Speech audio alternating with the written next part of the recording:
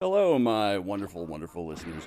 Before we start this episode, I just want to put a warning up top that there will be several discussions of sexual assault of a supernatural variety and a not so supernatural variety. It's going to go into some pretty dark places, but we're also going to talk about penis theft epidemics, so your mileage may vary. Regardless of that, despite the silly music playing underneath this intro warning, I'm going to try my very best to be respectful of the material and those involved. And I just want to let everyone know before you jump in that some pretty heady material coming your way. Thanks. Enjoy the show.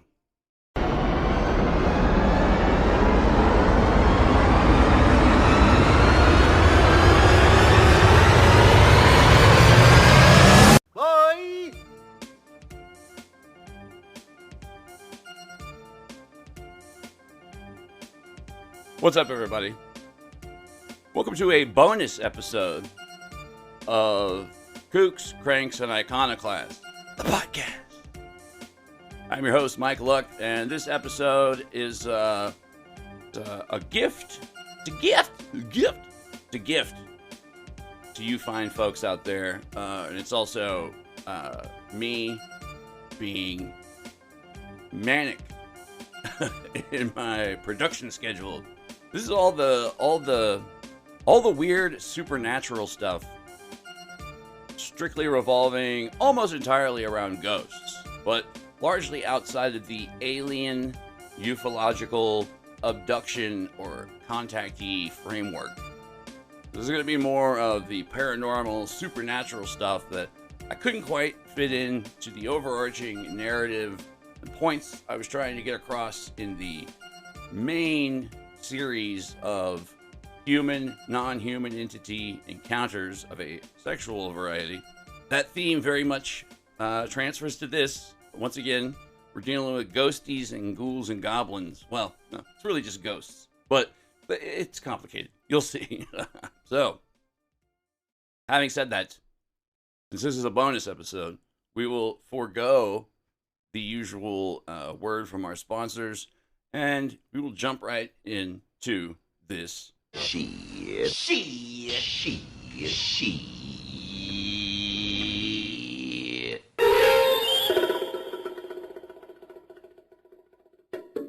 There's something quietly strange about the way that modern psychology handles the quote-unquote supernatural. Not by arguing with it outright, and not by disproving it in some dramatic, Jerry Springer-esque confrontation, but by naming or perhaps renaming it. Across clinical literature, a remarkable number of psychiatric and psychological categories exist whose main function seems to be translating once common supernatural experiences into diagnostic language. So the phenomenon doesn't disappear, it's just simply reframed in modern medical terminology. What was once a spirit, a curse, or an encounter becomes now a syndrome, a delusion, or a disorder. If one were writing a paranoid urban fantasy, psychiatry wouldn't abolish magic, it would just rename it. So take incubus syndrome, for example. Clinical term used to describe the belief that one is being sexually visited or assaulted by an unseen entity, often during sleep. Historically, this experience belonged squarely to demonology and folklore. Incubi and succubi were once considered a normal, everyday, if not completely fucking terrifying explanation for nocturnal paralysis, pressure on the chest, etc., unwanted intimacy in general.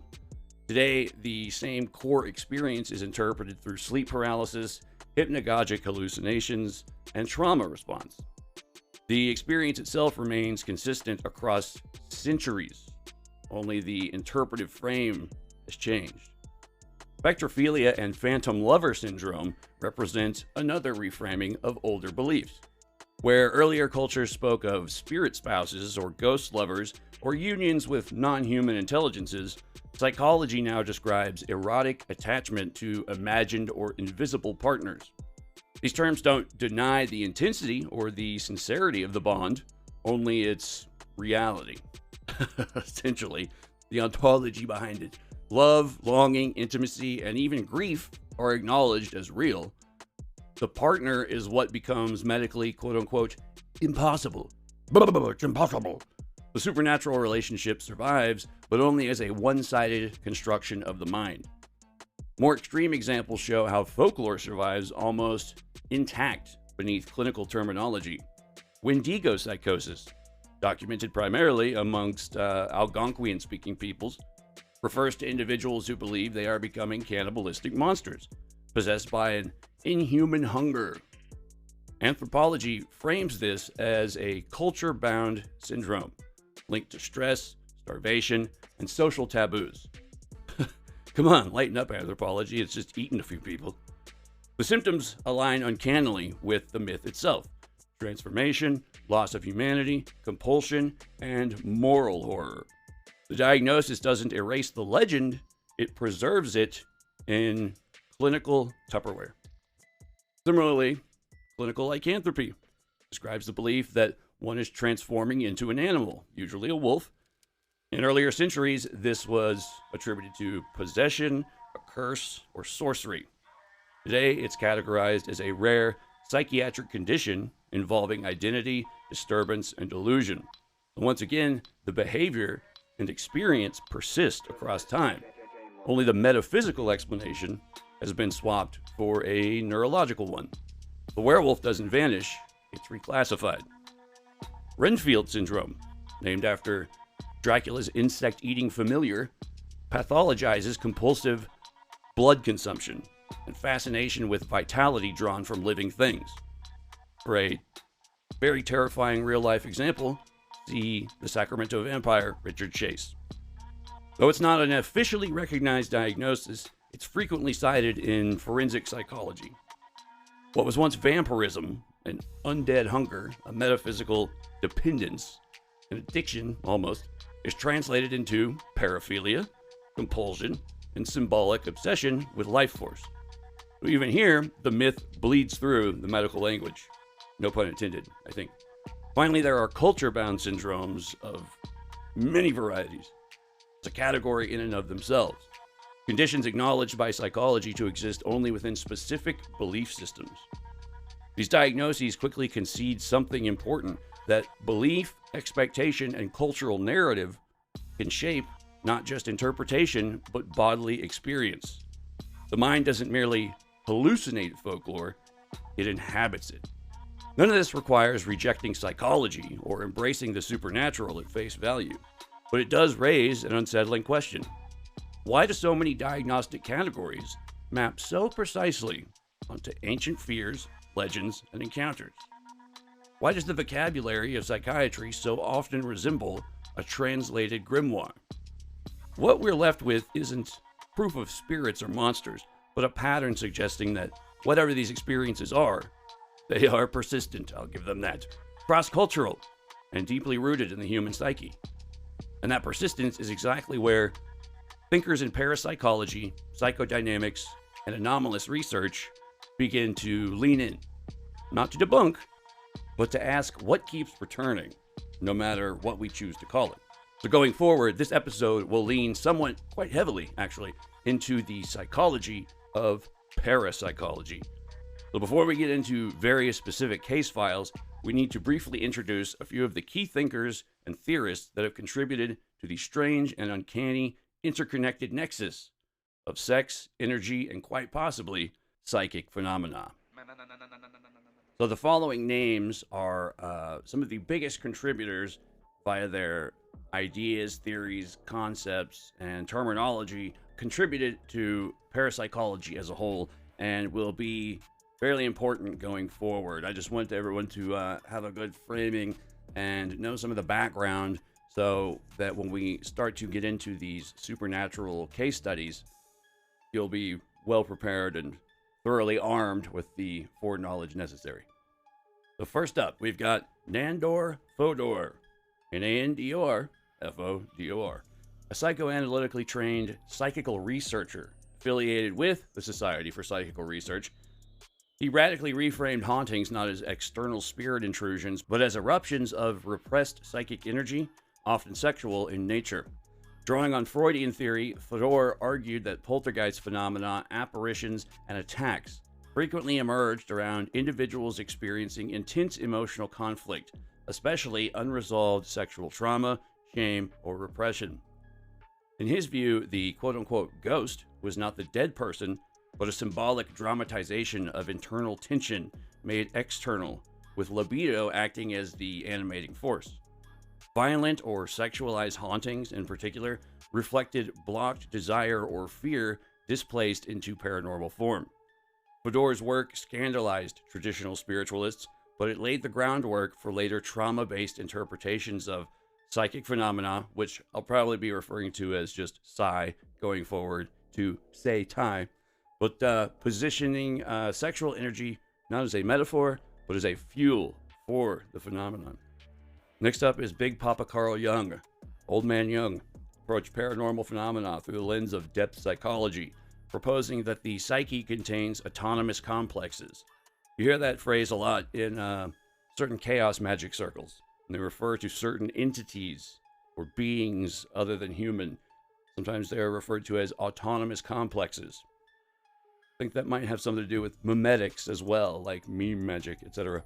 Autonomous complexes, emotionally charged structures capable of behaving as if they were independent entities. These complexes, when energized by libido, trauma, or repression, could manifest symbolically through dreams, visions, synchronicities, and even externalized phenomena that appears supernatural, quote unquote. Jung did not reduce ghosts or entities to mere hallucinations. Instead, he treated them as symbolic intelligences rising from the unconscious, clothed in culturally available imagery. Sexuality for Jung was a primary psychic energy that could catalyze or instigate these manifestations, especially when blocked or distorted. In this framework, an incubus, demon, or spirit lover is not dismissed, but understood as the psyche wearing a mask, acting out unresolved erotic and existential tensions in a symbolic form. Next up is Crazy Willie, Wilhelm Reich. Wilhelm Reich took the most literal position of all, insisting that sexual energy, which he called orgone, was a real, measurable, cosmic life force that modern society systematically represses. Reich believed that neurosis, authoritarianism, and even fascism were ultimately the effects of sexual repression, while healthy, erotic expression enabled psychic balance and vitality.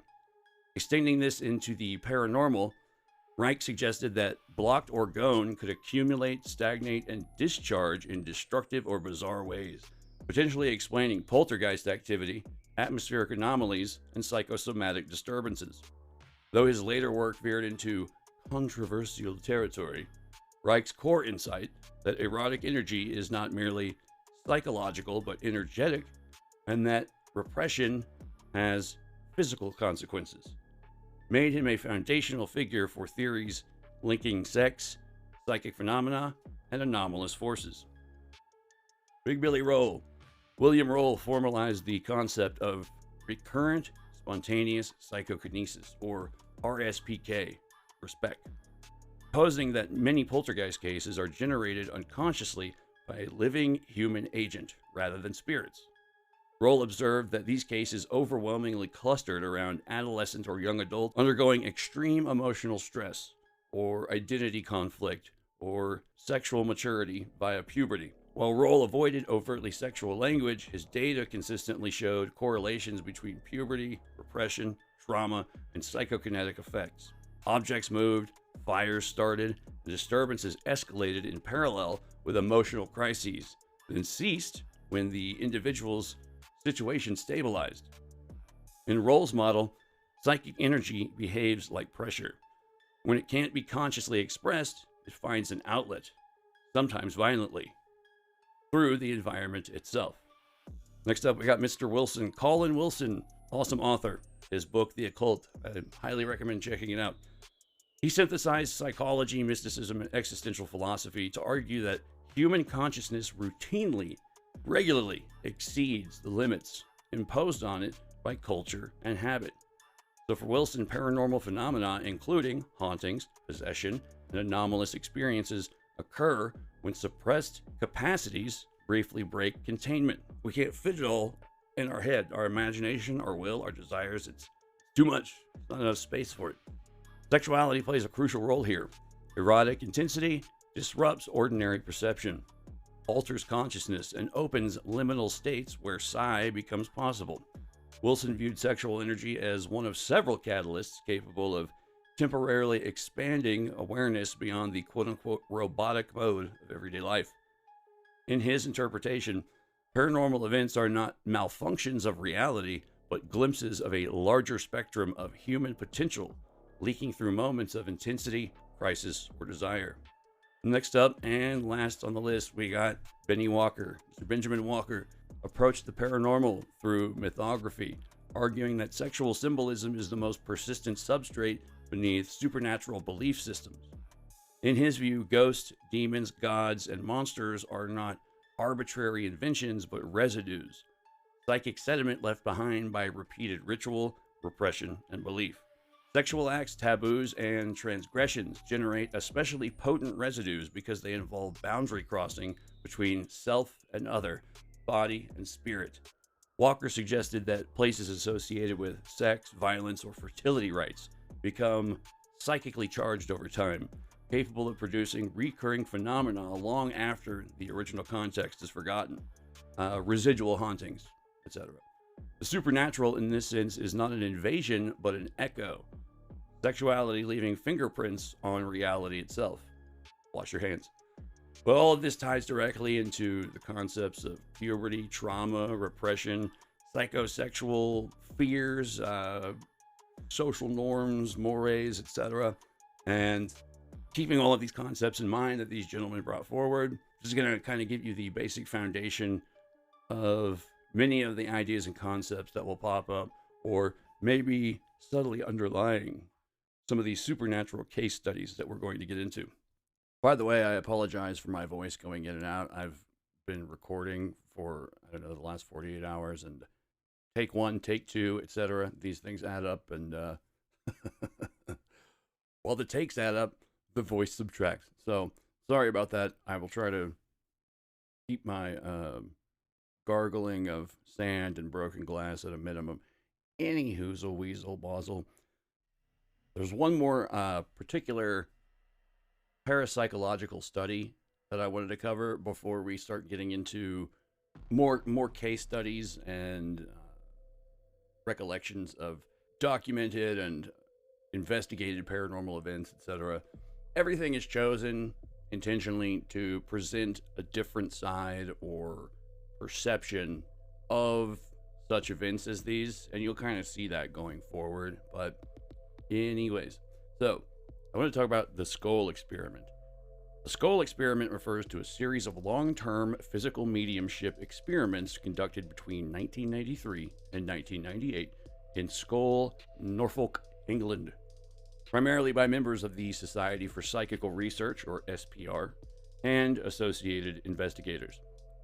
Unlike earlier seance traditions, the Skull Group sought to investigate paranormal phenomena under semi-controlled conditions, using modern recording equipment, independent observers, and repeated documentation.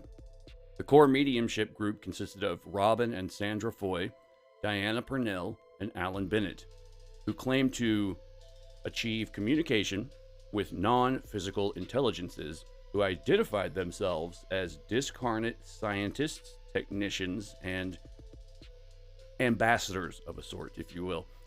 The stated goal was not belief validation, but empirical exploration. Could physical phenomena associated with spirit communication be produced reliably? Could it be reproduced reliably? Could it be observed and documented without fraud? Over hundreds of sittings, researchers documented a wide range of anomalous phenomena, including unexplained lights, audible voices, objects moving on their own, apports, which means items appearing out of nowhere. You usually hear about coins or flowers just falling out of the sky, things like that. Temperature changes, levitation of objects, and most controversially, the production of images on sealed photographic film without chemical development. The group also reported communication with intelligences claiming to explain the mechanics behind the phenomena in technical terms, framing the seance room as a kind of laboratory rather than a spiritual ritual. Importantly, the skull sittings differed from classic seances in that the phenomena were said to arise spontaneously rather than through theatrical gestures, and investigators were often invited to bring their own equipment, mark objects, or apply controls. As the experiments progressed, the communicators increasingly emphasized that what was occurring was not simply quote-unquote spirit contact, but the manipulation of physical systems through subtle energies interacting with consciousness. The intelligences described a layered reality in which mind, matter, and energy were not distinct categories, but inextricably interlinked states. Human consciousness, they suggested, was not a passive observer, but an active component in generating phenomena, the quantum observer effect to the nth degree. The seance group functioned less as performers and more as stabilizing nodes, anchors, allowing interactions between non-physical intelligences and the material environment. One of the most striking conclusions drawn by both the experimenters and the alleged communicators was that emotional intensity directly influenced the strength and stability of the phenomena. Calm, trust, cohesion, and emotional openness enhanced results, while fear, skepticism framed as hostility, or emotional withdrawal disrupted them. This echoed earlier parapsychological theories, particularly RSPK research, suggesting that psi effects are amplified by affective states rather than deliberate will. Consciousness was not acting through effort, but through resonance. Within this framework, sexuality emerged not as a taboo or distraction, but as a high-density emotional/energetic state capable of catalyzing anomalous effects.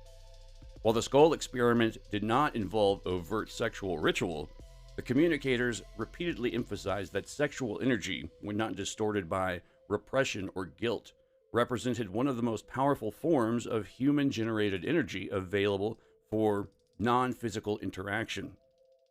Sexuality was described as a boundary-dissolving force, temporarily loosening the psychological and perceptual constraints that normally limit consciousness.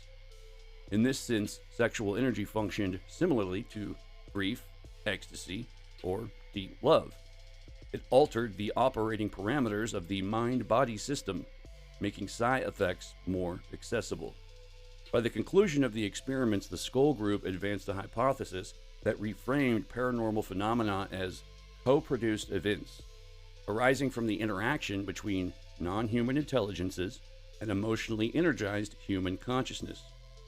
Sexuality in this model was not inherently paranormal, but it was one of the most efficient ways humans generate intense, coherent energy states, capable of bridging experiential layers of reality. This positioned sexual energy alongside trauma, devotion, and altered states as a recurring catalyst, not because it's mystical in and of itself, but because it temporarily dissolves the boundaries between self and other, observer and environment. Seen this way, the skull experiment does not stand apart from cases of incubus encounters, poltergeists, or abduction narratives.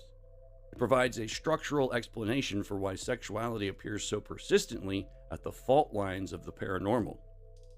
Consciousness is the interface, and emotional intensity is the power source.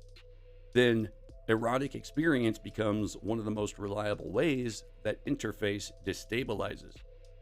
What earlier cultures interpreted as spirits, demons, or gods may reflect not external invaders, but moments when human energy briefly exceeded its containment, allowing something on the other side, whatever it may be, to reach back.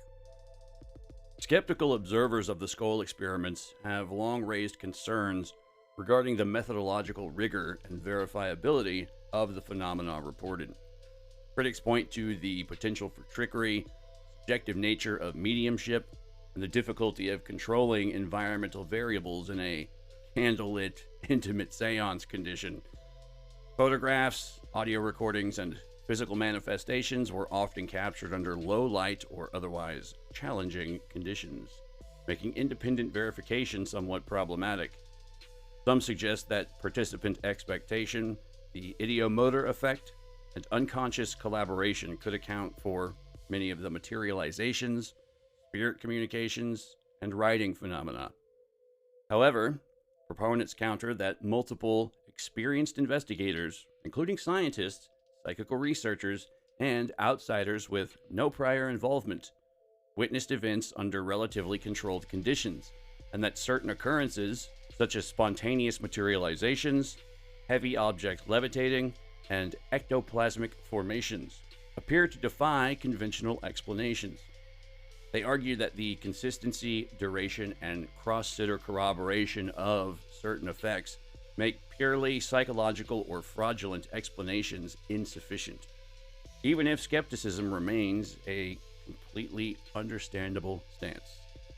As an intriguing side note, often mentioned by researchers and critics alike, at least one of the intelligences encountered during the skull sittings, commonly referred to as Shah, Share, or Shares, such as I'm going to share this with you now, in different accounts, depending which one the name changes, but this being was reportedly perceived in an embodied or semi-visualized form that bear an uncanny resemblance to now familiar gray alien archetype. And while these descriptions were not the central focus of the experiments, the similarity to UFO contact narratives has prompted later commentators to draw parallels between skull-style mediumship, ritual magic, and modern CE5, or Close Encounters of the Fifth Kind experiences. In all three contexts, a small, cohesive group enters a controlled, liminal setting, emotional and attentional coherence is deliberately cultivated, and contact is framed as reciprocal rather than passive. The seance room, like the ritual circle or CE5 field exercise, functions as a psycho-technological space, one designed to synchronize intention, perception, and expectation in ways that appear to facilitate anomalous contact. From this perspective, the gray form may not signify extraterrestrials in a literal sense, but a reoccurring interface symbol, a culturally stabilized visual prototype through which non-human or non-ordinary intelligences are perceived and interacted with when consciousness is pushed beyond its usual constraints. So keep the parallels between the skull experiments, ritual magic, or quote-unquote summonings, and CE5 contact exercises in the back of your mind. They'll be popping up again several times later throughout this episode. So just real quick before getting into documented supernatural stuff, this is another kind of stepping stone that I want to include. These are 3 psychiatric case studies from the academic paper, The Devil Molested Me, a case series of incubus syndrome from North India by Robin Victor, Priya Ranjan Avinash, Rupali Rohatagi, and Arvinder Singh Alak. I'm not going to read the whole thing, but I just want to include it to give you an idea of how psychiatric medicine views and conceptualizes these sorts of events. So, case report 1. 45-year-old female was brought to the hospital with complaints of anger outbursts, mostly in the morning, muttering to self, suspiciousness that someone is controlling her and watching her, decreased sleep, and tingling sensation in the genital region, specifically the clitoris, since past 1 month. She was a known case of schizophrenia from the past 20 years and was taking medications irregularly. Also, I don't think this paper was originally written in English, so there may be a few grammatical translation errors, but whatever, we can let that slide. So, still, case 1. The patient complained that the sensation came when she saw unknown males around her and believed that they were somehow touching her genitals, which would make tingling sensations, although they were physically away from the patient. She reportedly started abusing unknown males and later also believed that her husband is also stimulating her genitals, making tingling sensations in her clitoris without touching it. She attributed that her husband has powers by which he could make any female clitoris tingle. She also had the delusion of infidelity towards her husband. Due to this delusion, she started sleeping separate from her husband in the adjacent room. During further interviews, she reports that this tingling sensation once started almost lasted 2 to 3 hours, and she was unable to do any other work and had to lie down in the bed. She also said that while sleeping at night, she would feel the hands of unknown men touching her genitals and sometimes a male phallus touching her genitals. She would often wake up from sleep but not find anyone around.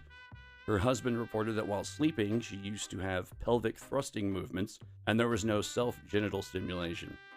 She did not report any orgasm with tingling sensation, neither does she report pleasure with it on the neither does she report pleasure with it.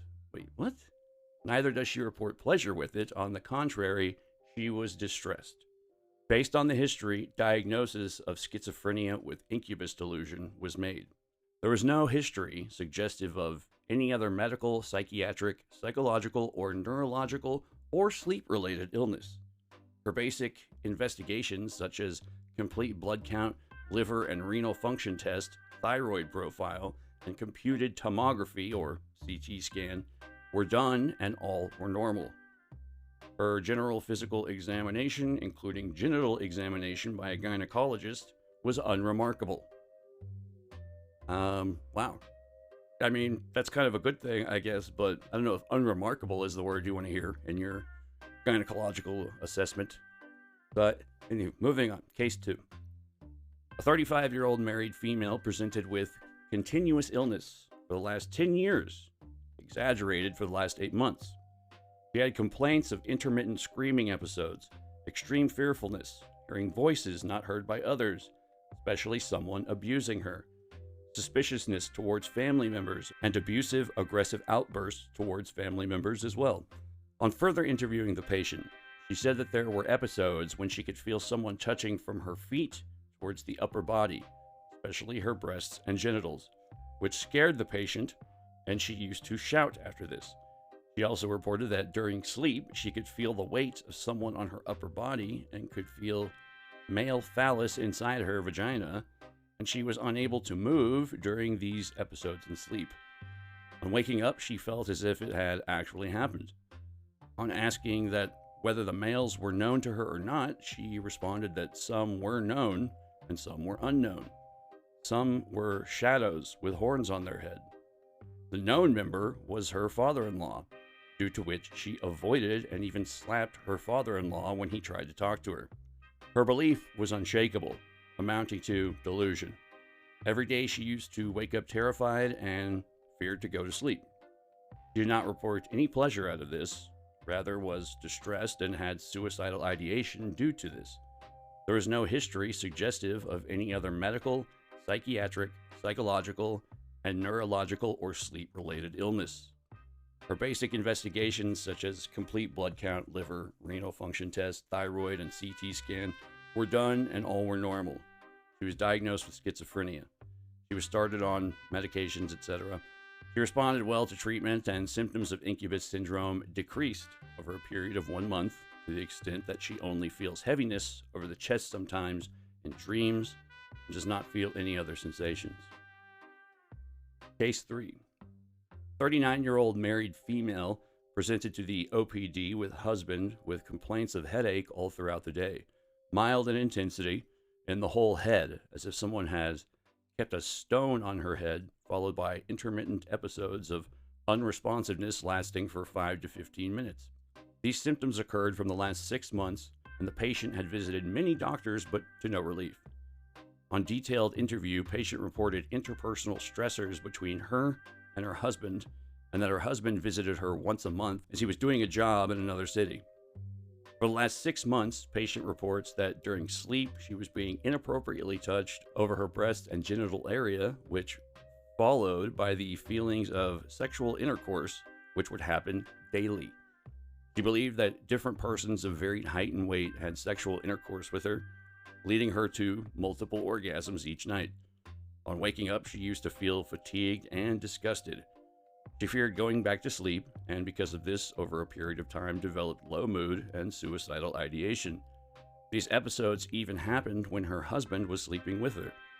On asking her husband, confirmed of these episodes where the patient would wake up screaming multiple times at night and fear going back to sleep. The patient was convinced that someone had done black magic on her, because of which the devil used to send demons to have sexual intercourse with her. Patient's conviction about these experiences was amounting to delusion. She also had visited many faith healers, but to no relief. Based on her history, the diagnosis of persistent delusional disorder was made. There was no history suggestive of any other medical, psychiatric, psychological, and neurological or sleep-related illness. Her basic investigations, such as complete blood count, liver and renal function test, thyroid and CT scan, were done, and all were normal. She was eventually put on medication and given electroconvulsive therapy. She was discharged after improvement in her symptoms, and apparently she's maintaining well to this day. Now, once again, I included these because I wanted to get a specific look at the psychological worldview, the psychiatric medicine view of people who claim to be suffering through events such as the ones that we're going to be getting into this episode. Once again, there are going to be references to various forms of sexual assault by supernatural assailants. So I'm going to try and handle this as respectfully as possible. You meet someone who has been through a traumatic event, you can usually tell if they're willing to talk to you about it or open up about it. Usually tell in their recounting of events that any kind of long-lasting trauma is present. But when you have a supernatural element involved as well, I feel that the best and only route you can really go is realize that this person has obviously been through something traumatic. And this goes for alien abductions, etc., all this kind of stuff as well. The best you can do is just kind of say, like, okay, person has obviously been through something traumatic, still shaken up about things. And even if you don't necessarily believe in ghosts or aliens, etc., you can at least tell that something bad happened and more or less give them the benefit of the doubt as to who the perpetrator was or how things went down. Or you can believe that they believe it. So that's kind of the route I'm taking on all of this stuff. Once again, I try to remain extremely agnostic. I don't want to pin down any one theory. So let me know after you've listened to this episode if I handled this tastefully or not. If you have any suggestions or tips on how, if I screwed up somewhere or I could go about handling this material in a better way, please let me know. But yes, I'm trying to be tasteful here as possible, given the fact that this is also technically a comedy show. So, but please, yeah, once again, let me know, leave a comment, etc., etc. So let's get into some supernatural events and investigations.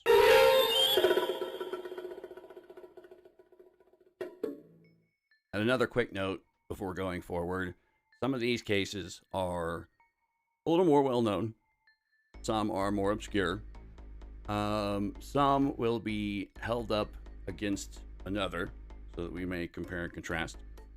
Some are admittedly just plain fucking stupid or silly. I'm sorry. Some of it's pretty fucking ridiculous, but it's here for a reason because it shows us something. We can learn from it. No judgments, no judgment calls on the fucking stupid, silly, supernatural explanations, some of this stuff. But every case that I will present in this episode is unique to a large degree, and unless, once again, for compare-contrast purposes, and is included in order to illustrate specific points, ideas, theories, concepts, etc. So, having said that, 23 skidoo. So, in early 1994, a woman named Jill Cook, living in Blackpool, England, reported a disturbing series of nocturnal encounters involving what she believed to be an unseen, non-physical entity that repeatedly entered her bedroom and sexually assaulted her. The case appears not in SPR journals or psychiatric literature, but within British folklore collections and paranormal reportage, where it is treated as a modern ghost narrative rather than a sensational tabloid story. According to Cook's account, the phenomenon occurred primarily at night while she was in bed, often during states bordering on sleep or partial paralysis. She described the presence as intelligent, intrusive, and vocal, at one point claiming the entity spoke to her and announced its intention that it was going to, quote, make love to her. Cook reported experiencing strong, tactile sensations despite the absence of any visible attacker, describing feelings of pressure on her body and a distinctly uncomfortable, even painful sensation that she likened to, quote, tiny needles trying to pierce my skin, unquote. On at least one occasion, she claimed the presence physically interacted with her surroundings, slipping into bed beside her and removing her towel, blurring the line between purely internal sensation and externally perceived action. These episodes were accompanied by intense fear, a sense of being watched, and the inability to move, placing the experiences squarely within the phenomenological overlap between sleep paralysis, hypnagogic hallucination, and classic incubus-type folklore, while still retaining elements that witnesses often interpret as environmental or external. As the encounters continued, Cook sought help from a wide range of sources, reflecting both desperation and the ambiguity of the experience itself.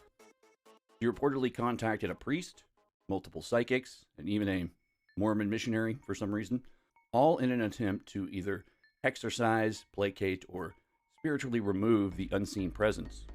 None of these interventions definitively ended the encounters, though Cook did report an intriguing environmental effect. When she placed an air ionizer in her bedroom, she believed the phenomena ceased occurring in that room and instead shifted to another part of the house. Whether this represented a psychological reassurance effect, a change in sleep conditions, or a perceived response by the quote-unquote entity itself remains unresolved. But the detail is notable because it mirrors claims in other poltergeist and haunting cases where witnesses believe phenomena respond to physical or environmental changes.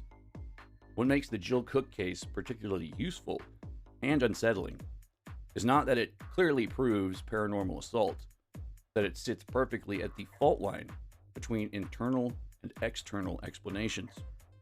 From a psychological perspective, the symptoms align closely with sleep paralysis episodes featuring tactile hallucinations, sexualized intrusion, perceived presence, and fear, a pattern well documented across cultures and centuries.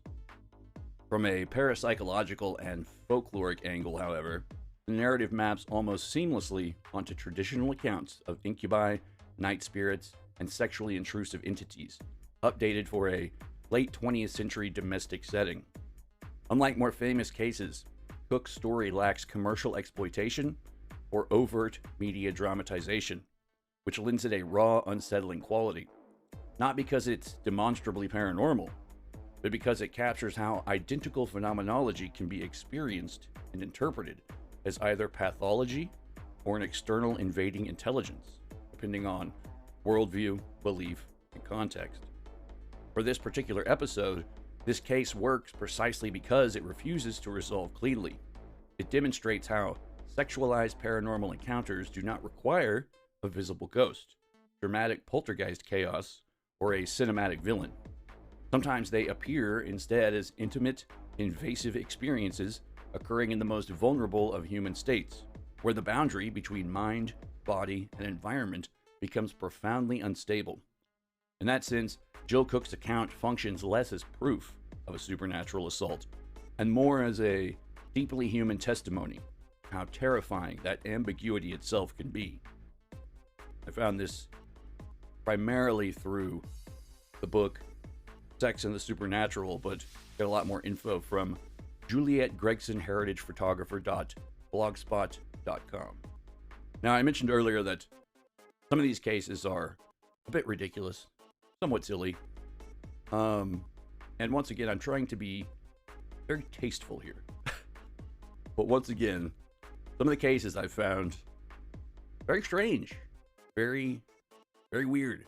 And this is one of them.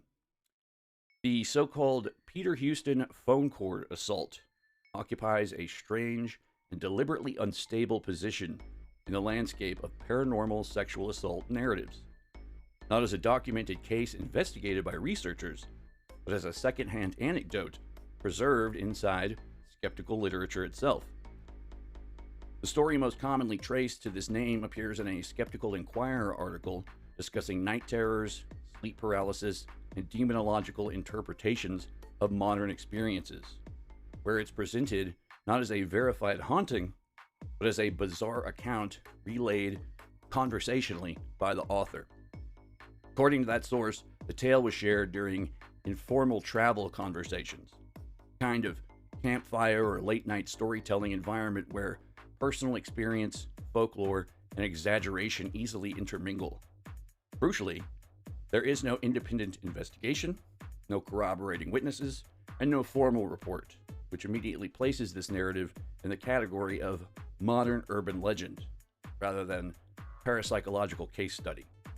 As the story circulates in anomalistic and paranormal circles, however, it takes on a more lurid and unsettling form.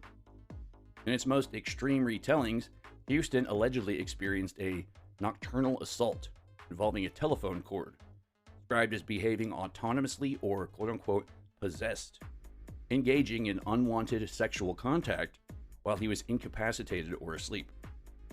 The imagery is unmistakably absurd, technology turned predatory, domestic infrastructure weaponized, yet this very absurdity mirrors a long folkloric tradition in which the objects of everyday life become vectors for supernatural violation.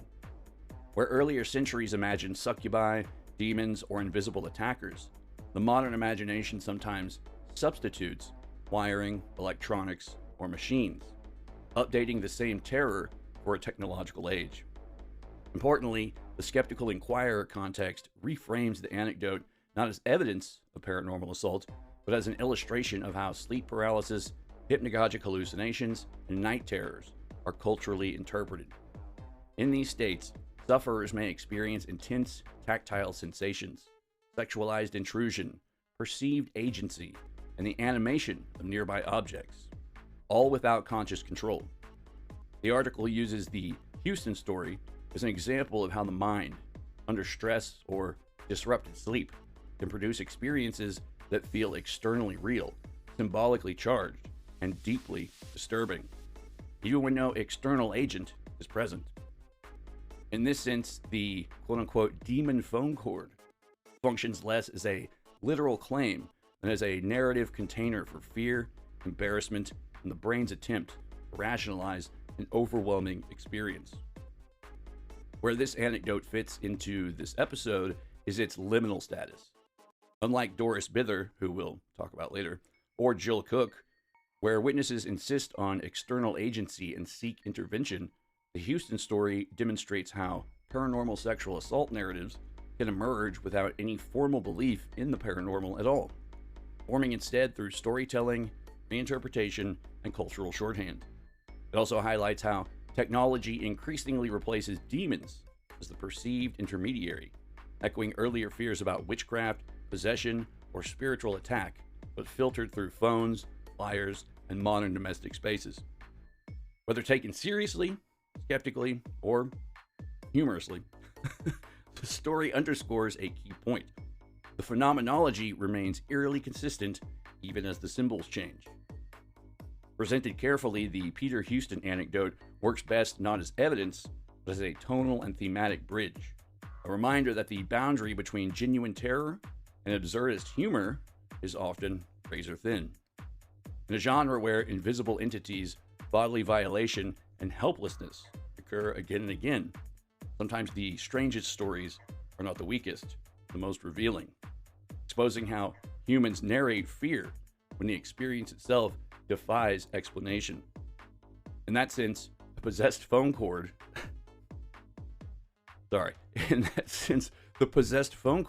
may be less about believing the story and more about recognizing how the paranormal imagination adapts to the age it inhabits, no matter how ridiculous or disturbing the result. Sources for that are Skeptical Inquirer and secondsightparanormal.blogspot.com.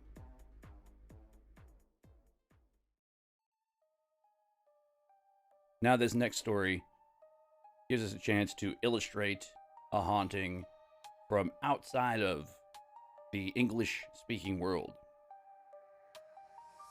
In early 2005, a family living in the Gushan district of Kaohsiung, Taiwan, commonly referred to in media reports as the Wu family, became the center of a disturbing and ultimately fatal episode involving alleged spirit possession, improvised ritual behavior, and severe self-harm.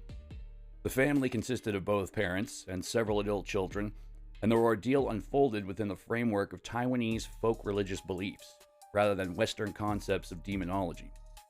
Although the case later inspired elements of the horror film Incantation, contemporary reporting confirms that the real events predated the film and were widely covered in Taiwanese media at the time. The episode began when the youngest daughter reportedly started exhibiting trance-like behavior and spirit writing, claiming she was possessed by the quote-unquote third prince, aka Neja, a deity venerated in Taiwanese folk religion, Taoism, I believe. Through these alleged communications, she was warned that her elder sister, usually identified as Wu Jinu, was in grave danger and must immediately return home from Taipei, where she was living and working. The family interpreted these warnings as divine instruction and urgently summoned the eldest daughter back to Kaohsiung. Shortly after returning home, Wu Jinu began experiencing severe nocturnal disturbances. According to family testimony later cited in media reports, she suffered repeated nightmares in which she was sexually assaulted by an unseen male presence. These dreams were described as intensely vivid and physically convincing, involving sensations of bodily intrusion and violation rather than abstract imagery. The experiences were so distressing that she reportedly became terrified of sleeping at night altogether, choosing instead to sleep only during the daytime when the assaults did not occur. Within the family's belief system, these nightmares were not interpreted as psychological phenomena, but as evidence of an external spiritual attack or possession. As Wu Jinu's condition worsened, other members of the household began claiming possession themselves. Various family members asserted that they were being entered or spoken through by powerful religious figures, including the Jade Emperor, the Queen Mother of the West, the Seven Fairies, and the Guanyin Bodhisattva. In Taiwanese folk practices, spirit possession, or qi, I think that's how you say it, can occur in controlled ritual contexts involving trance mediums. But in this case, the claims proliferated rapidly and chaotically throughout the household. The family came to believe that multiple divine and malevolent forces were simultaneously present, struggling for influence over their bodies and home. This belief precipitated an escalation into increasingly extreme ritual behavior. The family began conducting improvised exorcisms and purification rites intended to expel evil influences and appease benevolent spirits. These acts reportedly included burning one another with incense, striking each other with ritual implements, and enforcing humiliating cleansing practices such as feeding one another feces and urine. The home itself became a ritual space. Walls were plastered with talismans and charms, plates of excrement were placed throughout the house, and floors and furnishings were smeared with bodily waste. These actions were interpreted internally as necessary spiritual warfare, but they resulted in severe physical harm, psychological deterioration, and social isolation. Throughout this period, Wu Jinu's condition continued to decline. She remained plagued by sexually violent nightmares, extreme fear, sleep deprivation, and progressive physical weakness.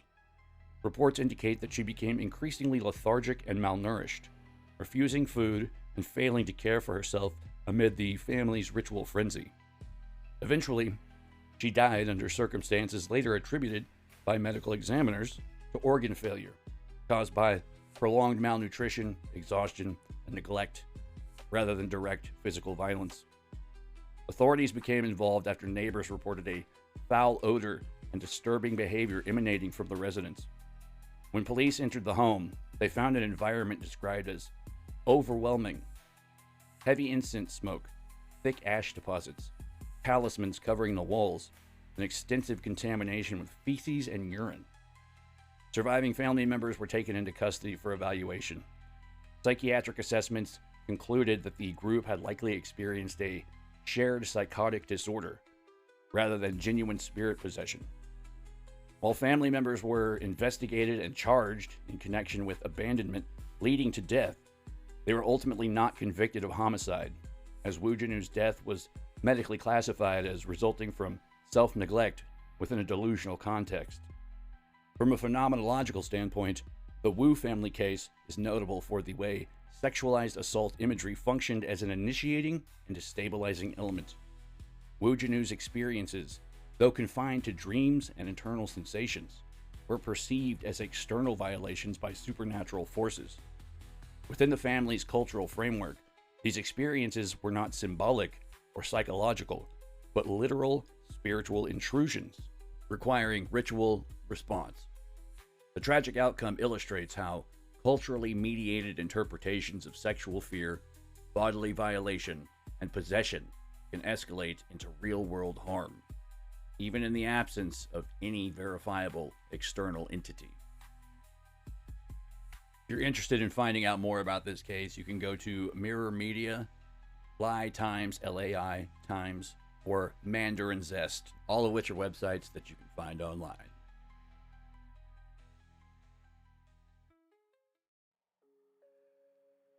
Now for this next segment, we're getting into a specific culture-bound syndrome.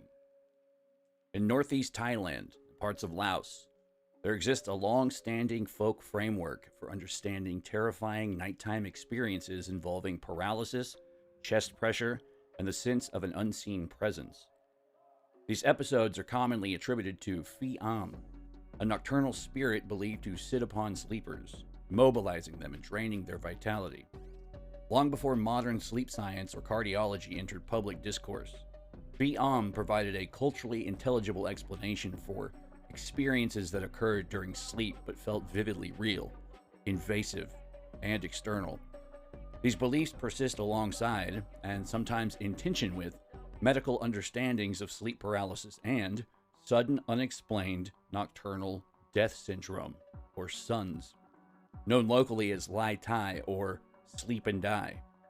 From a medical perspective, SUNS is a recognized phenomena affecting predominantly young, otherwise healthy adults, most often men, who die suddenly during sleep without obvious cause. Autopsies frequently reveal no clear pathology, though more recent research has linked some cases to inherited cardiac arrhythmias such as Brugada syndrome. Witnesses to SUNS deaths often report terrifying final moments: gasping, groaning, thrashing, and signs of intense panic, frequently occurring between midnight and early morning. Despite these biological explanations, the suddenness, invisibility, and timing of the deaths have long made them fertile ground for supernatural interpretation. Within Thai folk belief, Phi Am functions as both an explanation for non-fatal nocturnal attacks and, in some traditions, a cause of death itself. Descriptions of Phi Am encounters closely mirror what modern sleep science identifies as REM sleep paralysis. The sleeper awakens unable to move, experiences chest pressure or choking sensations, and perceives a hostile presence in the room. However, within the folk framework, these sensations are not misfiring neurons or dream remnants. They are literal spiritual assaults. Victims frequently insist that they are awake, aware, and acted upon by something external to themselves. Crucially, embedded within many Phi Am accounts is an unspoken but persistent sexual component. Survivors, particularly women, have reported sensations of pelvic pressure, genital stimulation, rhythmic movement, or a feeling of bodily intrusion occurring simultaneously with paralysis and fear. These experiences are often accompanied by intense shame, confusion, and reluctance to speak openly. Thai and broader Southeast Asian cultures traditionally avoid explicit sexual language in public discourse, especially in relation to women, spirituality, and the body. As a result, sexual violation is rarely named outright. Instead, it's encoded through euphemisms. Quote, something heavy sitting on me, unquote. Quote unquote, energy being taken. Quote, losing strength afterward, quote unquote. Or feeling dirty and weak when I awoke, quote unquote. This euphemistic framing does not negate the sexual dimension, it obscures it. The body's responses during these invasions often involves involuntary arousal, vasocongestion, or orgasmic sensations, which modern medicine explains through autonomic nervous system activation during REM intrusion. In the folk model, however, these sensations are interpreted as evidence that the spirit is feeding, using, or extracting vitality from the victim. Post-episode exhaustion is a reoccurring theme. Sufferers report profound fatigue, intense anxiety, lingering fear of sleep, and a sense of depletion that can last for days. This aligns with broader Asian metaphysical concepts in which spirits consume life force rather than blood, echoing ideas found in Chinese Jing depletion or Taoist sexual vampirism lore. Gender plays a significant role in how these experiences are narrated and remembered. Women are more likely to describe explicit bodily violations, recurring visitations, and a sense of being targeted or quote-unquote returned to. Men, by contrast, who make up the majority of Sun's fatalities, are more often remembered through accounts emphasizing choking, chest pressure, and terror, rather than sexual intrusion. This asymmetry may help explain why sexual aspects are largely absent from Sun's case literature. The victims frequently do not survive to recount subjective sensations. The cultural narratives surrounding male deaths emphasize physical collapse rather than violation. In folk belief, Fi'am does not always kill. When death does occur, it is said that the spirit, quote, pressed too long, unquote, trapped the soul, or overwhelmed the body's resistance. The same mechanism that causes paralysis and fear in survivors is believed, in fatal cases, to prevent the sleeper from waking or breathing. From this perspective, Suns represents the extreme end of a continuum of nocturnal assault experiences, one in which the boundary between fear, violation, and death collapses. Anthropologically, the Thai case fits within a global pattern. Similar nocturnal entities appear across cultures. The European night hag, Hmong Dab Song, the Filipino Batibat, the Turkish Karabasan, each providing a culturally specific narrative for a shared human vulnerability during sleep. What distinguishes the Thai context is not the absence of sexuality, but its quiet presence, encoded in bodily sensations rather than explicit myth. Sexual violation exists here not as a story openly told, but as an experience lived, endured, and translated into culturally acceptable language. Taken together, the Fi'am tradition and the reality of Suns illustrates how biology, belief, and folklore co-produce experiences. The body undergoes paralysis, pressure, arousal, and panic. The mind interprets these sensations through available cultural symbols, and the resulting narrative becomes either a ghost attack or a medical emergency, depending on the framework applied. In this overlap, sexualized terror occupies an uncomfortable middle ground.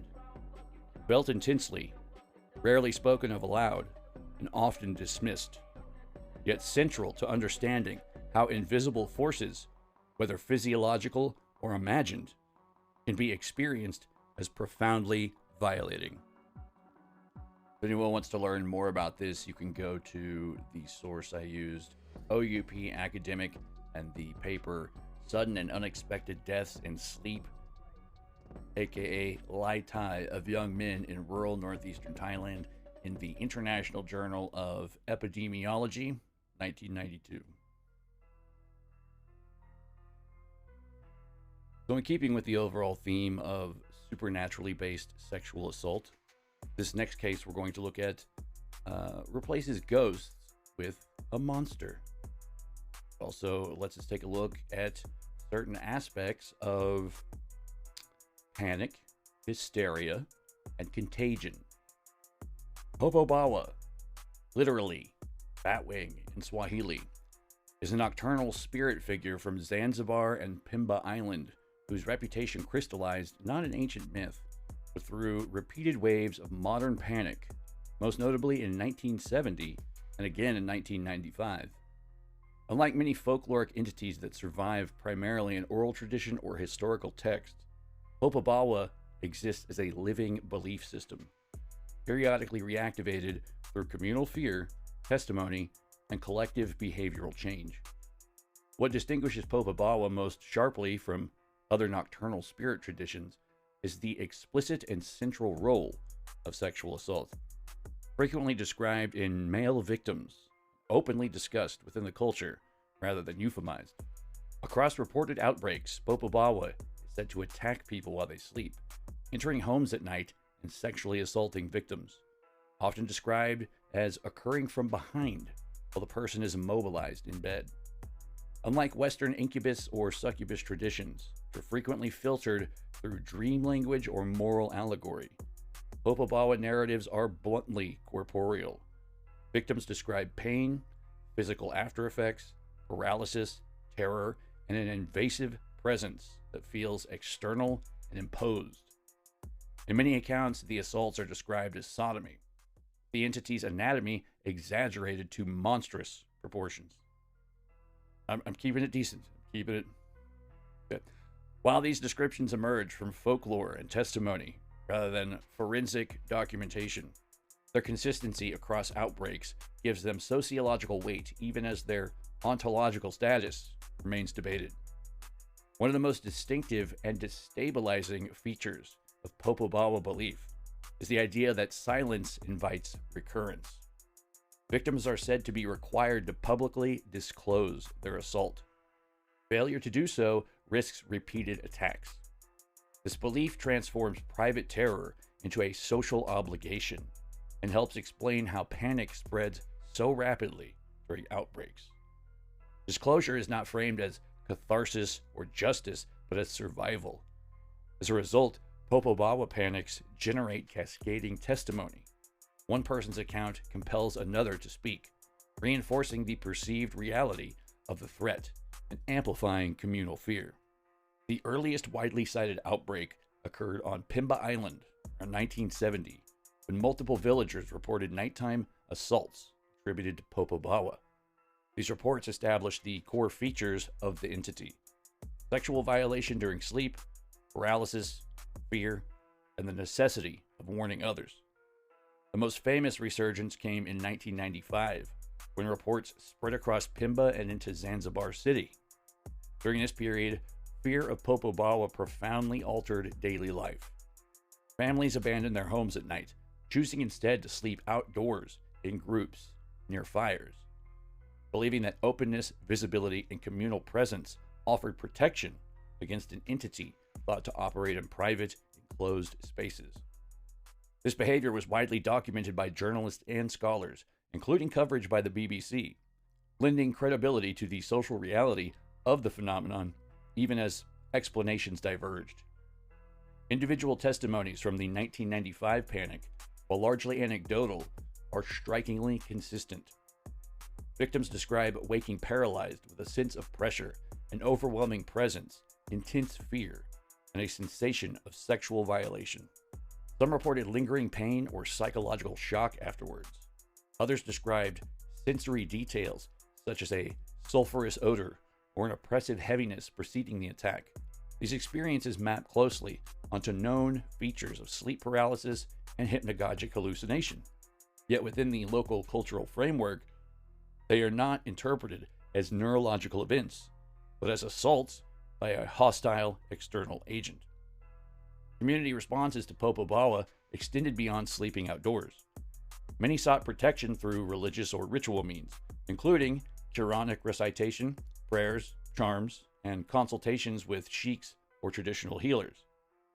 These responses underscore that Popobawa is not merely a quote-unquote story, but a perceived threat requiring immediate action. The phenomenon operates at the intersection of belief, bodily experience, and social contagion, where fear is reinforced not only by personal encounters, but by visible communal responses. Anthropologists and skeptics have long noted that Popobawa episodes share features with mass psychogenic illness, sleep paralysis, and culturally shaped nightmare phenomena. Paralysis, sensed presence, terror, and sexualized bodily sensations are all well-documented features of REM intrusion states. From this perspective, Popobawa represents a culturally specific narrative structure imposed on a universal human vulnerability during sleep. However, reducing the phenomenon to neurology alone misses what makes Popobawa sociologically significant. The explicit framing of male sexual victimization, the demand for public disclosure, and the way belief reshapes behavior at a population level. For narrative and analytical purposes, Popobawa occupies a rare and important position. It is one of the few documented spirit traditions in which male-targeted sexual assault is central rather than peripheral, openly discussed rather than symbolically masked. It disrupts audience expectations, challenges assumptions about how sexual haunting narratives function, and demonstrates how experiences of violation can be externalized into supernatural agency when they occur in states where the body feels real, but control is absent. Whether interpreted as spirit attack, sleep pathology, or collective panic, Popobawa shows how profoundly the human body, belief, and social context can co-produce experiences of terror and violation, especially when those experiences occur in the liminal space between waking and sleep. Sources for this were Wikipedia, Spooky Site, xprojectmagazine.com, theunexplainedmysteries.com, Rockopedia, WWRN, Tanzanian Affairs.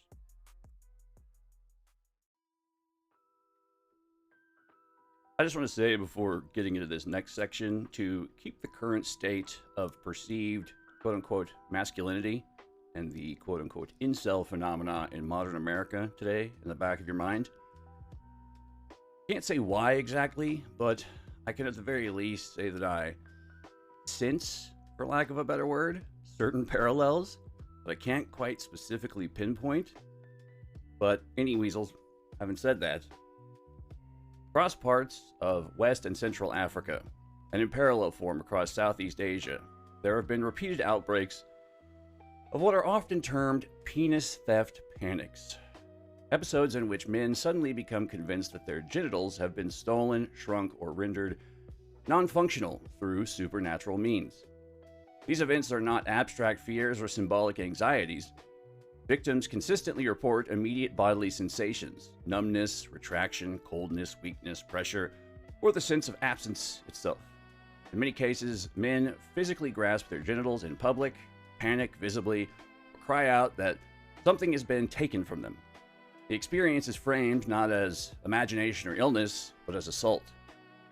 Anthropologically, these events are often linked to the culture-bound syndrome known as KORO, K-O-R-O, defined clinically as an acute fear that the genitals are retracting into the body and may disappear, causing death. But in an African context, the interpretation is usually more externalized and adversarial. The penis is not retracting on its own. It has been stolen, shrunk, or spiritually abducted by witches, sorcerers, or occult criminals. This distinction matters because the experience is not merely fear of bodily failure, it is fear of being targeted, violated, and rendered powerless by another agent. One of the most widely reported modern outbreaks occurred in Kinshasa, Democratic Republic of Congo, in 2008. Rumors spread rapidly that sorcerers were stealing or shrinking men's penises through black magic, sometimes by touch, proximity, or even conversation. Men reported sudden sensations of loss or shrinkage, often after riding in shared taxis or exchanging money. Odd. Odd that those would be the catalysts, but moving on. Panic escalated to the point that police arrested at least 13 alleged sorcerers and detained multiple supposed victims, largely to prevent mob violence. Radio talk shows amplified the rumors, transforming individual fear into mass hysteria. A recurring belief held that stolen genitals could be quote-unquote restored, often for a fee, reinforcing the idea that the theft was real, transactional, and deliberate. Similar dynamics played out repeatedly across the region. In Ghana, particularly in the late 1990s, accusations of penis theft led to brutal mob violence. Several individuals accused of occult genital theft were beaten to death by crowds convinced they had magically deprived men of their sexual organs. In Gambia, a 28-year-old man was killed by a mob in 2003 after being accused of stealing another man's penis through witchcraft. These were not fringe beliefs held by a few individuals. They were widely shared explanatory frameworks embedded in local understandings of sorcery, masculinity, and bodily vulnerability. In Benin, especially in the city of Cotonou, outbreaks were among the most violent. Reports describe men accused of penis theft being stripped, beaten, doused with gasoline, and burned alive. The alleged mechanism of theft was sometimes as minimal as a handshake or a spoken phrase. Code words, man, code words. Verification was rare. Panic overrode doubt. Once the belief took hold that somebody nearby could magically deprive another of his genitalia, suspicion itself became lethal. These episodes starkly illustrate how quickly sexual terror, when framed as a supernatural attack, can escalate into vigilantism. Accounts from the Central African Republic, including towns such as Turingalu, show similar patterns. Men reported that their penises suddenly shrank or vanished after casual interactions like exchanging money. Crowds often responded by detaining or beating the alleged thief, often demanding restitution or confession. Some believed stolen organs were sold to occult healers or held hostage until a ritual cure was purchased. Even when authorities or medical examinations demonstrated that the genitals were physically intact, the felt reality of loss often persisted for the victim. Nigeria has experienced multiple waves of genital theft panic, particularly in Lagos and northern regions during the 70s and 80s. Men reported sudden loss following brief encounters with strangers, triggering immediate fear and public alarm. Victims were often seen clutching themselves, visibly distressed, which in turn convinced others that an attack had occurred. These episodes did not remain isolated. They spread rapidly across borders to Cameroon, Ghana, Ivory Coast, and Senegal. Anthropological studies emphasize that these accusations make sense only within local systems of meaning where witchcraft is a socially real force, capable of inflicting bodily harm without physical contact. A peer-reviewed case study from northern Ghana argues that penis theft accusations should be understood not as delusion in isolation, but as a convergence of social tensions, masculine anxieties, and culturally available explanations for sudden bodily fear. In such context, the penis is not merely an organ, it is a symbol of adulthood, potency, lineage, and social standing. Its perceived loss represents total emasculation. In Southeast Asia, particularly in China, Singapore, Malaysia, Indonesia, and some parts of India, similar panic episodes occur under the label Koro. Here, individuals fear that their genitals are retracting into the body, often leading them to physically restrain themselves with strings, clamps, or,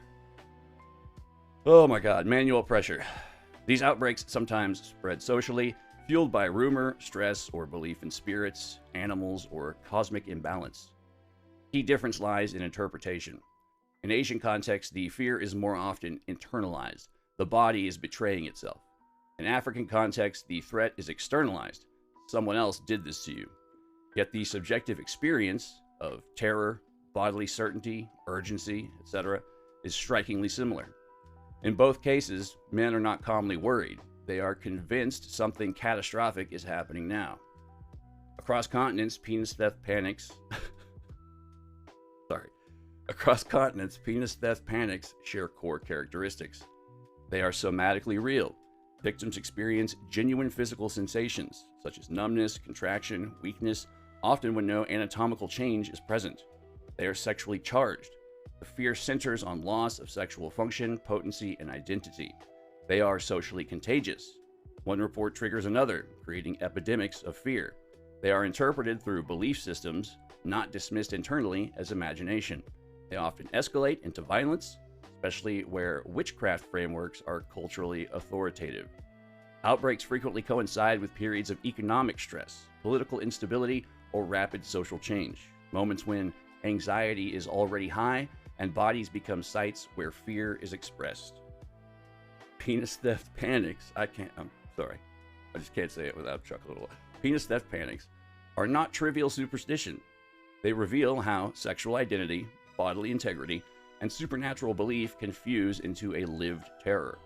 The penis becomes the locus where masculinity, power, survival, and vulnerability converge. When belief systems allow for invisible assault, fear does not remain psychological. It becomes experiential, communal, and dangerous. Like sleep paralysis entities, spirit rape narratives, and sons-linked folklore, penis theft panics demonstrate how humans interpret profound bodily distress through a culturally available explanation. What makes these cases especially disturbing is that the panic does not merely produce stories, it produces corpses.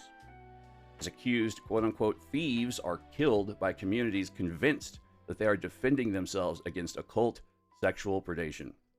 As an example of collective erotic panic manifesting physically, penis theft panics are unparalleled. They show how fear of sexual violation or loss can leap from the private body into public violence, how belief makes sensation real, and how invisible threats become socially actionable. They are not ancient myths, they are modern events, documented repeatedly, where the terror of sexual erasure becomes a communal emergency. In that sense, penis theft panics sit squarely alongside incubus assaults, popobawa outbreaks, and sleep paralysis hauntings, not as metaphors, but as proof that sexual fear, when culturally scaffolded, can reorganize reality itself. Sources for this are Live Science, Wikipedia, PubMed, OUP Academic, Reason.com, Dankalia, ABC, Al Arabiya, and the Namibian. Now, this next topic kind of bridges the gap between supernatural and the ufological.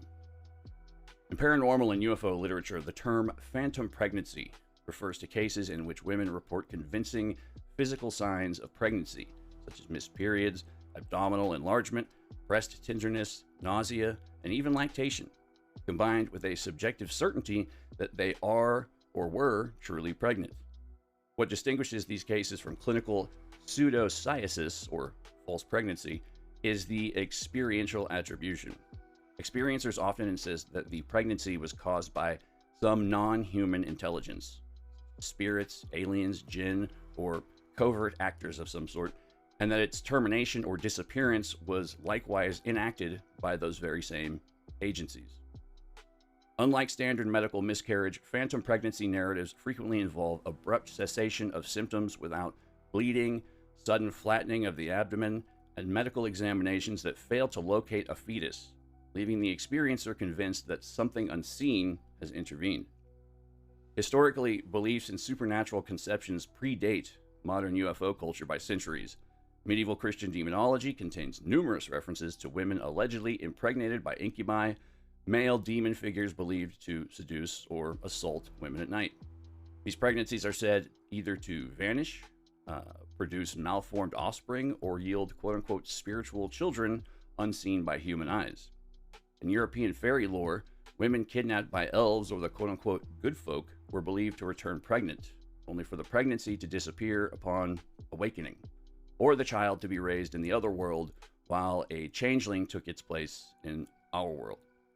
In many African, Middle Eastern, and South Asian traditions, women blamed spirit beings, often invisible or anthropomorphic, for unexplained pregnancies, neonatal death, or infertility. These antecedents create a deep cultural reservoir into which phantom pregnancy narratives flow, even in contemporary UFO and paranormal discourse. Beginning in the late 20th century, reports of phantom pregnancies became prominent in alien abduction literature, often tied to the hybridization myth. Prominent researchers like Bud Hopkins, David Jacobs, and John Mack documented multiple abductee testimonies in which women believed they had been impregnated during an abduction encounter. In some of these narratives, the pregnancy was said to progress over several months with symptoms that could include positive home pregnancy tests or ultrasound imagery. Hopkins and Jacobs, in particular, recounted cases in which experiencers were shown hybrid infants aboard craft or told by entities that the fetus was to be harvested or raised elsewhere. One frequently cited element in such accounts is the sudden disappearance of the fetus without the physical signs of miscarriage. The abdomen recedes, hormones return to baseline, and no fetal tissue is ever observed. In these narratives, the experiencer is often given a telepathic explanation by the entities that the fetus is needed elsewhere, not intended to be born on Earth, or that the removal was part of a program unrelated to human gestation. Parallel variations emerge in supernatural spirit encounter contexts as well. In Islamic and South Asian folklore, women attribute phantom pregnancies to interactions with jinn, non-human entities capable of sexual interaction with humans, often during sleep or trance states. In some Arabic folk cases, women awoke with pregnancy symptoms and later found themselves returned to non-pregnancy after vivid nocturnal experiences involving unseen forces. Similar stories circulate in parts of Africa, where spirit interference is invoked to explain sudden infertility, unexplained termination of pregnancy, or loss without clinical miscarriage. These reports are less documented in academic literature, but widely recorded in regional folkloric collections and oral histories. There are also recorded individual case narratives where these phenomenologies converge with UFO and supernatural frameworks. In China, for example, the broader lore surrounding the controversial contactee Ming Xiaoguo includes stories of cosmic conception and destiny linked to otherworldly beings, although specific claims of phantom pregnancy in his circle are more embedded in community myth than in verifiable reports. In Brazil, where Catholic-infused UFO abduction narratives are common, some abductees report unexplained gestational sensations followed by abrupt loss, sometimes framed religiously as angels intervening rather than aliens. In the United States and Europe, individual abductees under hypnosis have reported hybrid pregnancies with symptoms that later, quote-unquote, vanished aboard craft. These accounts often form part of regression hypnotherapy records, which remain controversial and methodologically disputed, to say the least. Clinical and psychological researchers have occasionally weighed in on phantom pregnancies from a parapsychological perspective. The Society for Psychical Research and independent analysts have noted that these experiences often cluster with other phenomena such as sleep paralysis, disassociation, poltergeist manifestations, and sexual trauma recall. Nandor Fodor, one of the early psychical researchers, suggested that unconscious sexual conflict or anxiety could externalize itself in such somatic ways, with the body producing convincing physiological symptoms that then get interpreted through cultural or paranormal frameworks. This interpretation views phantom pregnancy as a somatic expression of psychological trauma and cultural meaning, rather than evidence of external intervention. Contemporary anthropology situates phantom pregnancies within the broader phenomenon of culture-bound syndromes, showing strong parallels with Koro and other syndromes, where culturally specific interpretive frameworks shape the embodiment of fear and anxiety. Where Koro typically emphasizes loss of male genital integrity, phantom pregnancy focuses on loss of reproductive creation, a mirror image in which the body appears to give life that subsequently vanishes under inexplicable circumstances. In both cases, deeply held beliefs about gender, body, fertility, and external agency converge to produce felt realities that resist simple classification as either purely medical or purely symbolic. Across all these contexts, some common phenomenological features emerge. Period of perceived or confirmed gestation, a sudden termination without medical miscarriage evidence, vivid subjective conviction of pregnancy, strong emotional and psychological impact, and a sustained belief in non-human causality. Whether the agency is framed as aliens within hybridization agendas, spirits with metaphysical purposes, demons seeking deception, or occult forces engaging in unseen reproductive interference, the experiential core remains consistent. The individuals feel the body change, believes the fetus is real, and then experiences profound loss without conventional biological explanation. What distinguishes phantom pregnancy narratives in paranormal and UFO abduction literature from clinical pseudosciences is not merely phenomenology, but attribution and agency. In pseudosciences, the experience is medically framed as a psychosomatic condition without external causality. In paranormal accounts, the experiencer often insists the cause was external, enacted by beings or forces with intention. This insistence shapes the emotional fallout: profound grief, distrust of medical authorities, obsessive searching for meaning, and frequently, further engagement with paranormal communities. Women in these narratives often report increased contact with entities afterwards, a sense of being quote-unquote marked by the experience, or being chosen for further interaction, reinforcing the interpretive framework rather than weakening it. Finally, phantom pregnancies resist resolution precisely because they live at the intersection of body horror, reproductive anxiety, sexual trauma, and spiritual belief, as well as technological fear. They implicate the most intimate aspects of identity and reproduction, and thus cannot be contained within a single explanatory frame. Whether interpreted as cultural mythology, unconscious somatic expression, UFO narrative motif, or genuinely unexplained anomaly, phantom pregnancy cases illustrate how human beings make sense of bewildering bodily experiences by appealing to the supernatural, the alien, and the liminal realms between mind and matter.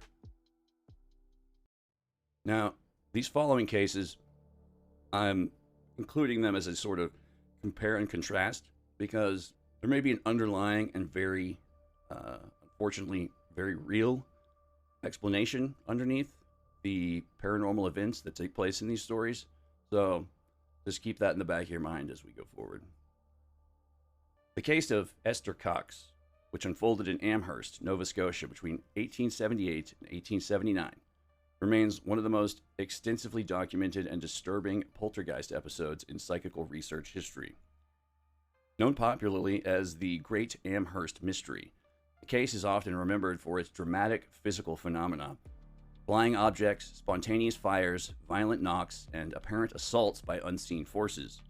Yet what distinguishes the Cox case from countless other hauntings is not merely the scale or visibility of the disturbances, but their clear temporal and psychological linkage to a very human act of sexual violence.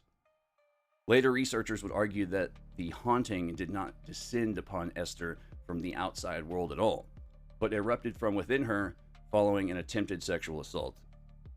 Esther Cox was a 19-year-old woman living in a crowded household with her extended family in a rigidly moralistic Victorian environment.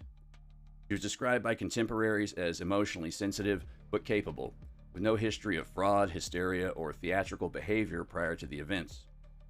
Her social position was precarious: unmarried, economically dependent, subject to intense scrutiny in a community where female virtue was both idealized and weaponized.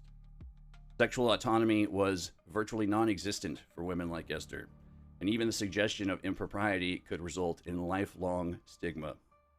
In August 1878, Esther was allegedly attacked in her bedroom by a man named Bob McNeil, often described as an acquaintance or local shoemaker.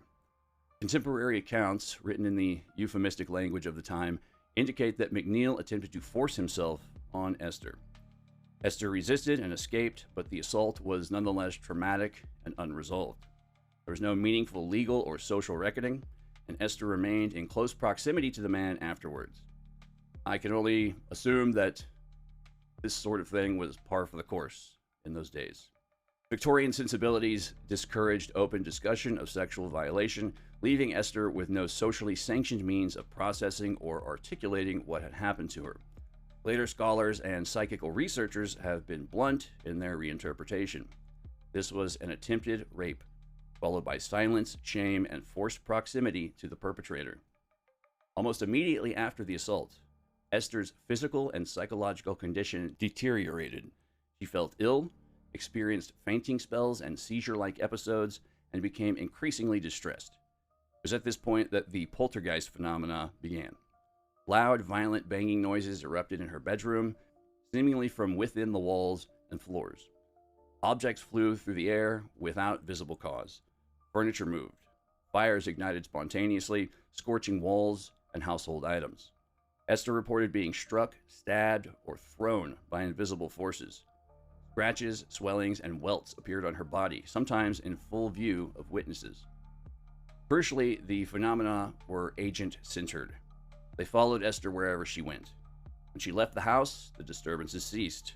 When she returned, they resumed. Attempts to relocate her temporarily provided relief, only for the activity to reignite upon her return. This pattern, now considered a hallmark of RSPK, or recurrent spontaneous psychokinesis, strongly suggests that Esther herself was the locus of the disturbance, though not in any conscious or deceptive sense. The manifestations were not subtle. Knox responded intelligently to questions. Threatening messages were spelled out through raps. Sounds like rap, all right. Knives reportedly flew across rooms. Esther was thrown from her bed. Fires erupted without accelerants. These events were witnessed not only by family members, but by neighbors, police officers, physicians, and clergymen. Such a wide and varied witness pool significantly undermines explanations based on simple fraud or exaggeration. The phenomena were experienced as physically real, violent, and dangerous. The primary chronicler of the case was Walter Hubble, a traveling actor who lived with the family and later published The Great Amherst Mystery in 1888. Hubble interpreted the events as genuinely supernatural, attributing them to hostile spirit forces. However, later psychoanalytic parapsychologists revisited the case through a radically different lens.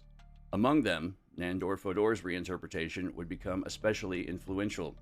Fodor argued that poltergeist phenomena frequently arise from repressed trauma, particularly sexual trauma in young women living under conditions of extreme social repression. In this model, the disturbances are not caused by external entities, but are externalizations of internal psychic conflict. Violence that cannot be expressed verbally or socially instead manifests physically in the environment through impacts, fires, movement, and assaultive forces. Fodor explicitly cited Esther Cox as a prototype example of this mechanism, describing the poltergeist as a projection of trauma seeking expression in a world that offered Esther no safe language for it. Later researchers such as William G. Roll reframed this reinterpretation in terms of RSPK.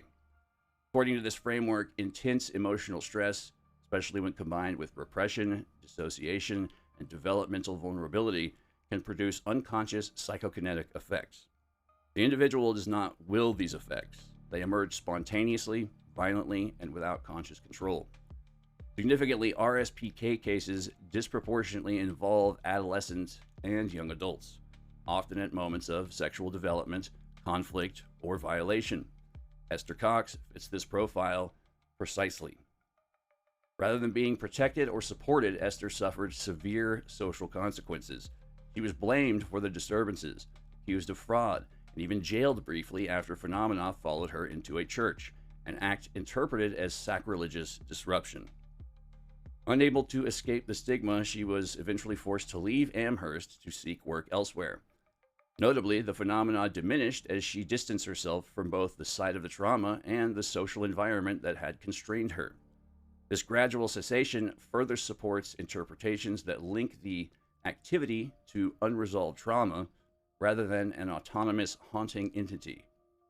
Viewed through this lens, the Amherst case becomes less a story about ghosts and more a study in how trauma becomes spatial. Esther's body, already violated, became a conduit through which unexpressed terror, rage, and humiliation erupted into the physical world. Fire replaced speech. Impact replaced protest. The haunting did not function symbolically, it functioned kinetically. It forced acknowledgement through disruption.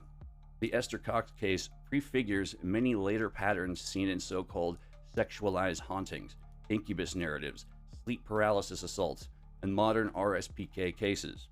It establishes a through line in which sexual violation, repression, and psychic eruption are inseparably linked.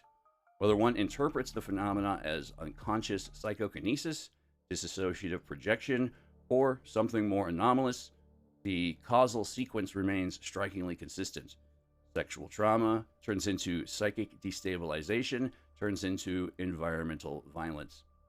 In this sense, the Amherst poltergeist did not arrive uninvited from the dead. It emerged from the living, from a young woman whose body had already been violated, whose voice could not safely speak, and whose suffering instead manifested through fire, force, and chaos. The haunting did not ask to be believed, it demanded to be felt. Here's a second case to hold up in comparison and contrast. In Robertson County, Tennessee, between roughly 1817 and 1821, the Bell Witch haunting became infamous in American folklore for its physical and verbal assaults on a single adolescent girl, Betsy Bell. Unlike traditional hauntings that affect a house or family indiscriminately, the activity here followed Betsy wherever she went, intensifying during her adolescence and centering on her body in particular. She experienced scratching, slapping, pinching, hair pulling, and bed assaults, often accompanied by immobilization, loss of consciousness, and verbal abuse from a non-visual entity claiming intelligence and agency.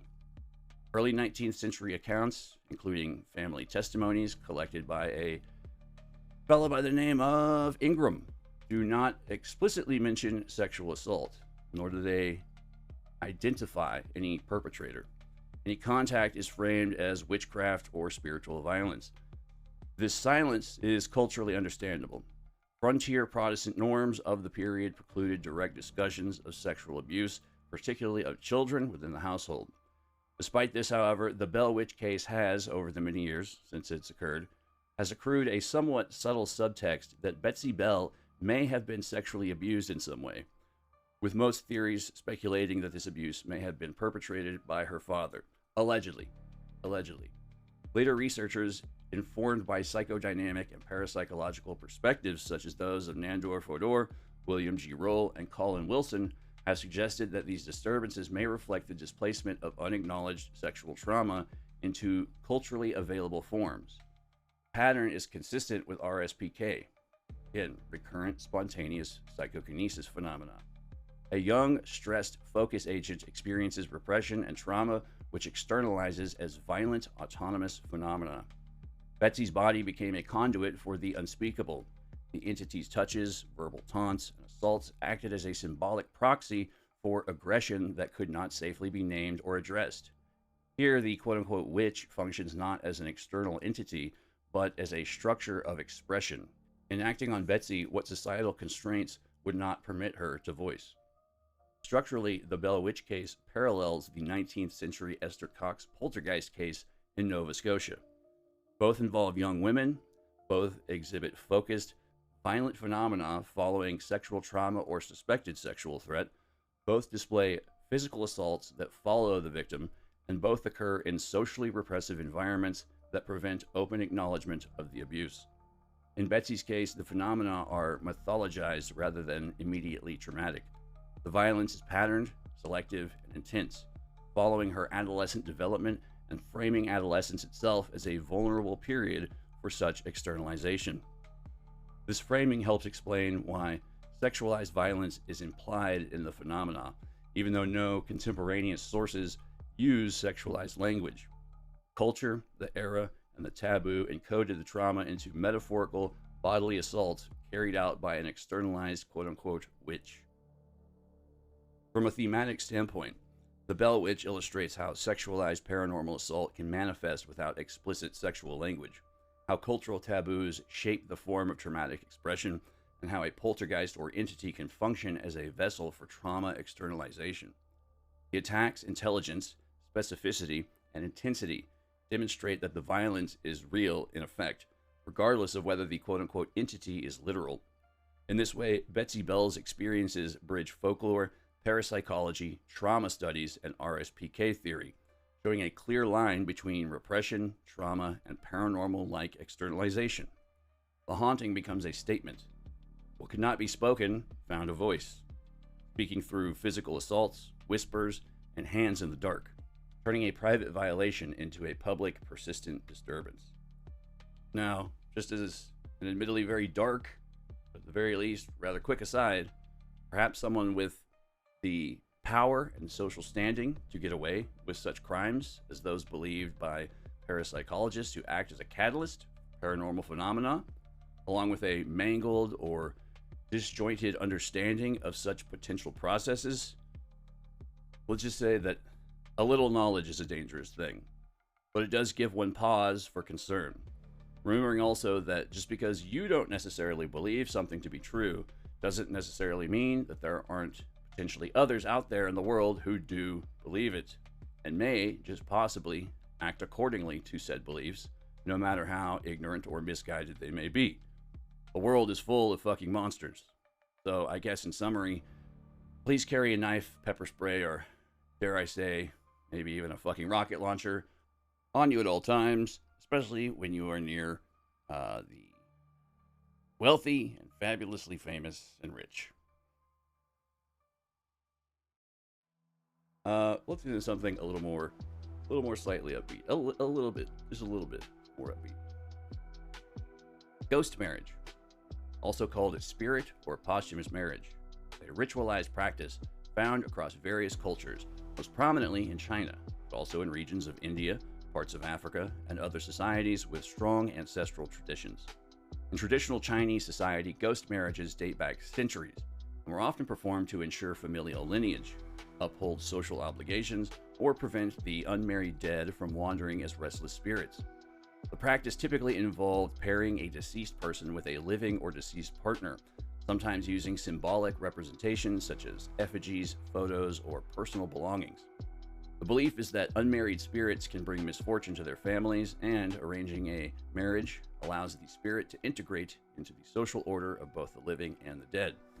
These rituals historically held significant societal weight, especially in rural communities where ancestral honor and continuity were of the utmost importance. Ceremonies for ghost marriages can vary widely. In China, common form involves Minghun, or spirit marriage, where a matchmaker arranges the union between two deceased individuals, or occasionally between a living person and a deceased partner. The ceremony may replicate a standard wedding, complete with offerings, incense, ritual garments, and a banquet for the family. Sometimes a living proxy stands in for the deceased, and symbolic sexual rituals may be implied through certain gestures, positioning of effigies, or the placement of personal items to ensure the consummation of the union in a spiritual sense. In India, ghost marriages have been recorded among certain tribal communities where the deceased is quote-unquote married to secure spiritual appeasement to prevent misfortune. In African contexts, similar practices often involve the appeasement of restless ancestors, may integrate sexualized rites symbolically meant to reconcile spiritual tension or channel protective energy. Outside these cultures, ghost marriage is often pathologized or sensationalized. Western media and scholars frequently emphasize the eerie or morbid aspects of the practice, framing it as a superstition or as a sign of social dysfunction. Anthropologists and psychologists may interpret the rituals as symbolic coping mechanisms for grief, culturally sanctioned outlet for expressing sexual frustration or loss, or as manifestations of community-driven control over death and inheritance. This contrasts sharply with how practitioners themselves view the ceremonies, which are often seen as honorable, restorative, and spiritually necessary acts, rather than grotesqueries or aberrant behaviors. While ghost marriages are not always overtly sexual in the physical sense, there are documented instances of ritualized sexual symbolism intended to ensure the union is quote-unquote complete. In Chinese Minghun ceremonies, for example, effigies of the deceased may be arranged in beds or positioned in intimate postures, sometimes with clothing or items representing sexual union. Folklorists have recorded anecdotal accounts in which participants felt a presence of sexual energy during ceremonies, occasionally describing erotic sensations or dreams where the deceased partner appeared. Some families report that these symbolic acts can lead to psychological closure, fertility blessings for the living, or harmonious relations between the family and the spirit world, thus illustrating a positive, socially constructive aspect of the ritual. Despite the potentially positive intent, Ghost marriages can also have darker consequences. Some accounts speak of families experiencing poltergeist activity, apparitions, or eroticized hauntings following improperly performed ceremonies or disputes over arrangements. In rare occasions, living participants have reported disturbing dreams of sexual encounters with the deceased, sensations of physical touch, or other paranormal intrusions that create fear rather than closure. In Africa and India, similar reports exist where communities attribute sexualized attacks by spirits to improperly appeased deceased individuals, paralleling phenomena like succubus or incubus attacks or popobawa incidents. These instances illustrate the thin line between culturally sanctioned ritual and genuinely unsettling experiences, where spiritual obligations are perceived to be neglected. The following are just a few specific examples of how this concept manifests across various cultures. One of the more well-documented contemporary instances of a ghost marriage in rural Chinese communities involved two families who reportedly received the same spirit communication in their dreams around the turn of the 21st century. According to author Yangtze Chu's research into real practices behind the novel The Ghost Bride, the grandmother of a deceased young man in Malaysia of Chinese descent claimed her dead son appeared to her in a dream, identified a young woman by name, and asked to marry her. When she relayed this to the woman's family, they reported a reciprocal dream visitation. The young woman's deceased relative appeared and expressed a desire to be wed. Two families then arranged a wedding ceremony just as though the couple were alive, complete with bridal sedan chair, guests, and symbolic ancestral tablets standing in for the deceased children during the vows.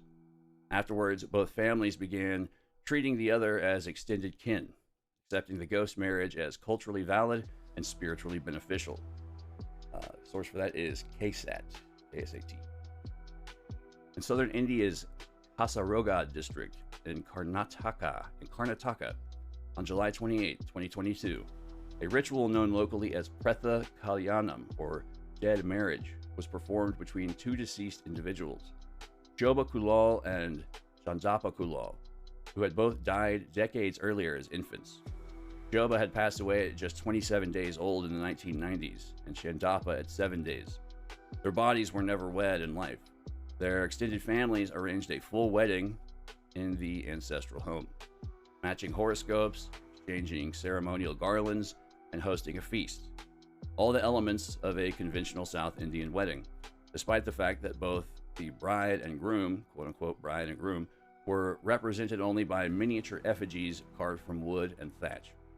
Community members explained that unceremonious deaths before adulthood left their souls restless, and formalizing the marriage was believed to bring spiritual peace and protect both families from ill fortune. Outsiders and urban observers often dismiss such rituals as superstition, even as local practitioners stress the positive psychological and spiritual outcomes for the surviving kin on both sides. The source for that is Huck. Among the Balé people of the Côte d'Ivoire, traditional beliefs maintain that every adult has a spirit spouse, called a Blolo Bian, male spirit husband, or a Blolo Bla, female spirit wife, residing in a parallel realm known as the Blolo. Unlike formal ghost marriage rituals, these unions are understood as lifelong attachments before birth, surfacing in dreams and requiring ongoing ritual maintenance.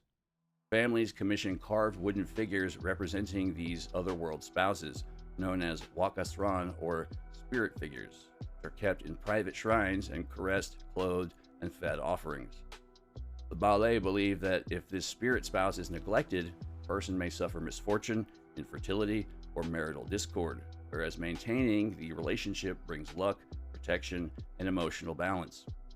In some interpretations, devotees are expected to set aside time, sometimes one night a week, to honor their spirit spouse rather than their physical partner, especially when seeking relief from problems like infertility or incompatibility in real-world marriages. Source for that is the University of Michigan Museum of Art.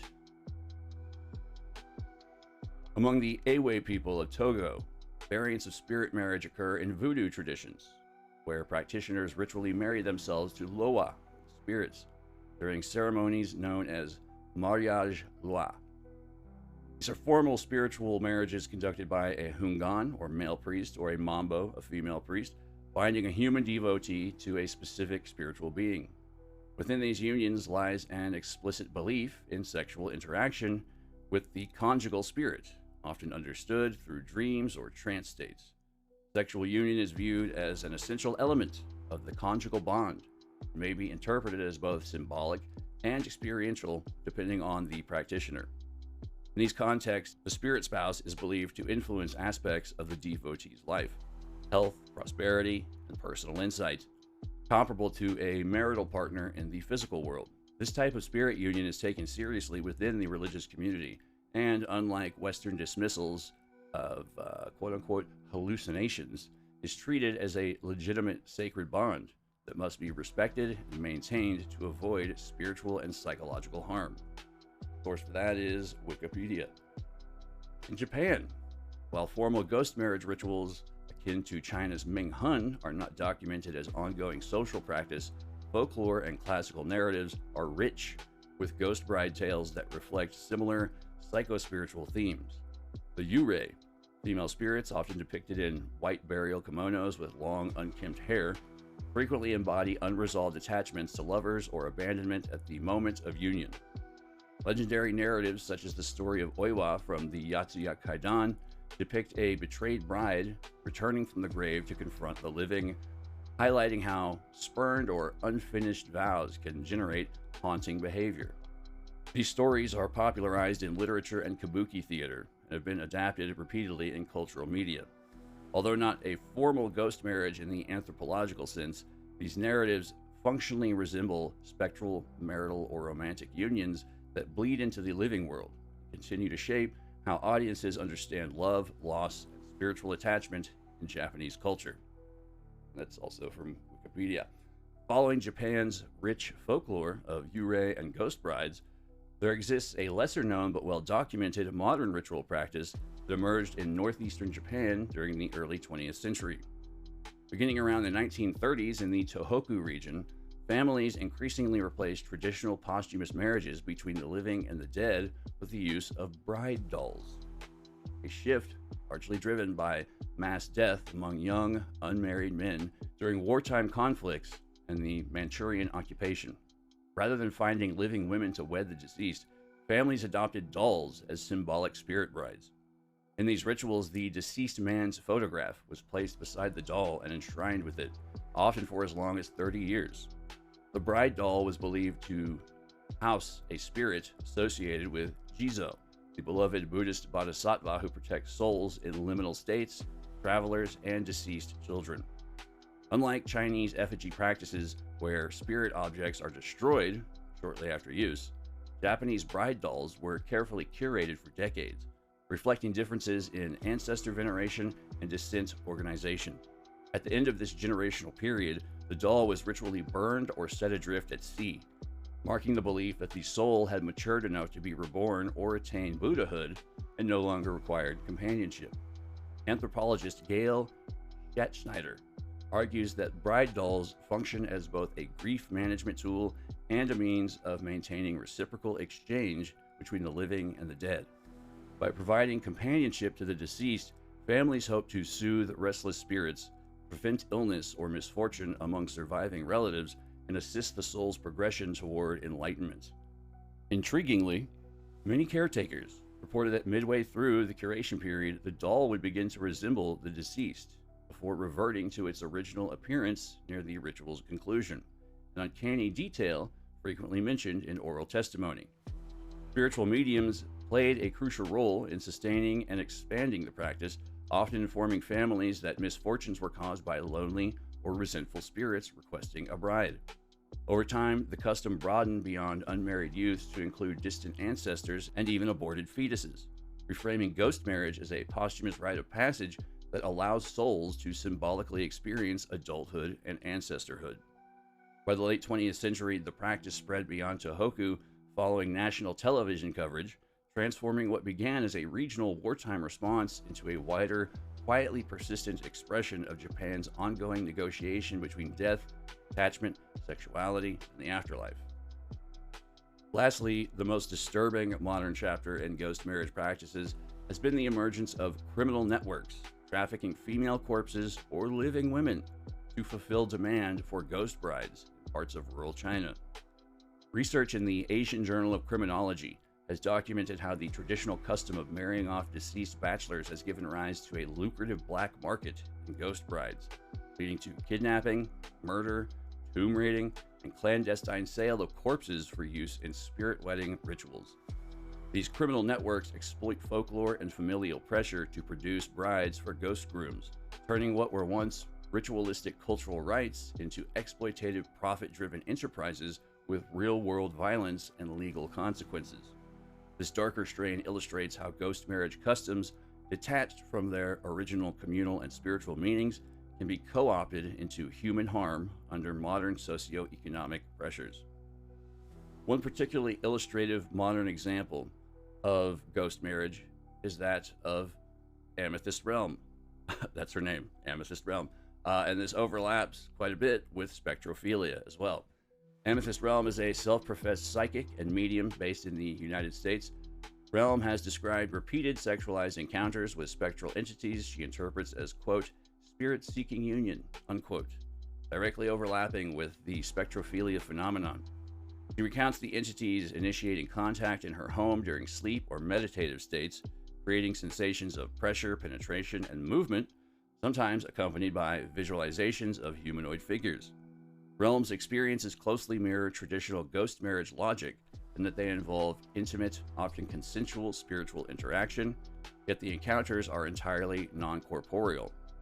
Through her narratives, Realm situates herself at the intersection of Western psychical research, folklore, and eroticized supernatural phenomena, bridging cross-cultural patterns with contemporary personal experience. Her accounts also demonstrate the duality of these experiences. She frames them as empowering and connective, yet they retain an unsettling undertone reminiscent of folklore-based warnings about improper interaction with spirits. The source for that is dangerousminds.net. My interview with Amethyst Realm, the woman engaged to a ghost. But taken together, these case studies highlight the diversity of ghost marriage and spectrophilia-related experiences, showing that sexualized interactions with the supernatural exist on a spectrum, from ritualized, socially constructive acts to deeply uncanny or frightening encounters. By examining both culturally embedded ceremonies and contemporary Western manifestations, it becomes clear that the erotic dimension of these experiences is neither incidental nor trivial. It is often a central mechanism through which humans conceptualize, negotiate, and relate to the invisible world. This next case is essentially the central focal point of this episode. It's what got me, aside from all the ufological stuff, also look into the supernatural side of these things, because this is another fairly well-known case. I'm going to once again present this alongside another case so that we can do some compare and contrast and see that what lends a supernatural encounter or anecdotes thereof credibility. Like what helps provide and sustain credibility to events such as these.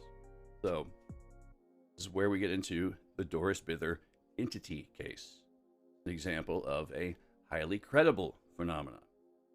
The Doris Bither case, often referred to as, quote, the entity haunting, unquote, remains one of the most disturbing and consequential investigations in modern American parapsychology, not only because of its alleged phenomena, but because it sits at the uncomfortable intersection of sexual violence, trauma, and anomalous physical events. The case unfolded in 1974 through 1976 in Culver City, California, came to the attention of parapsychologists through Dr. Barry Taff and Dr. Carrie Gaynor, researchers associated with UCLA's now defunct parapsychology laboratory, which is a shame that it's defunct. I don't know, it would help lend more credibility to parapsychology, but moving on. Doris Bither was a single mother of four, living in a modest home with a long history of abuse, alcoholism, and instability. According to her testimony, soon after moving into the house, she began experiencing violent assaults by an unseen presence, which she described as forceful, invasive, and explicitly sexual in nature. These encounters were not fleeting, quote-unquote, night terror episodes.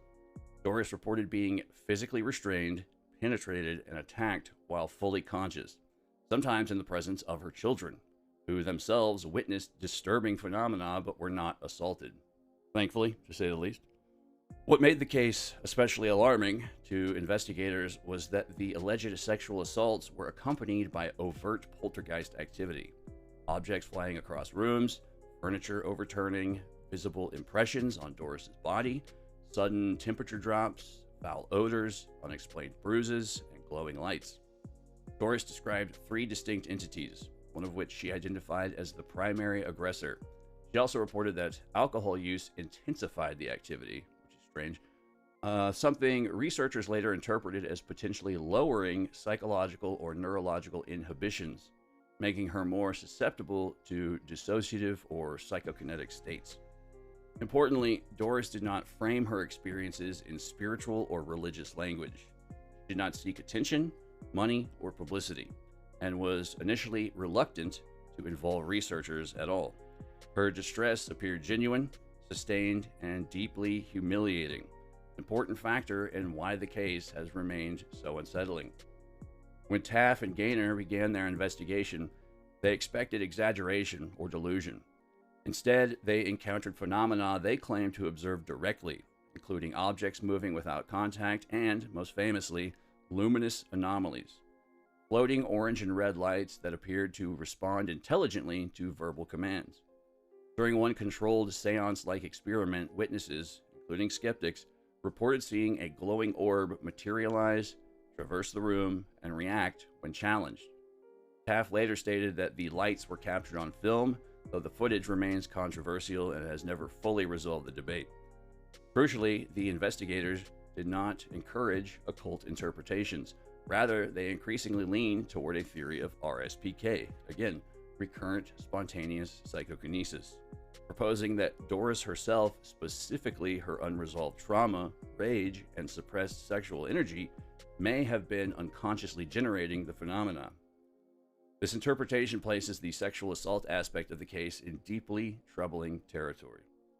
Rather than an external demon or spirit attacker, the RSPK model suggests that Doris's psyche, shaped by lifelong abuse, may have externalized itself as an autonomous force, one that reenacted trauma in a literal, physicalized form. This idea echoes the works of Nandor Fodor, who argued decades earlier that poltergeists often express repressed sexual conflict, and William Roll, who found RSPK frequently clustered around emotionally distressed individuals. Importantly, this hypothesis does not deny Doris's suffering or imply fabrication. Instead, it reframes the assaults as real experiences whose origin may lie within the body-mind system rather than an external entity.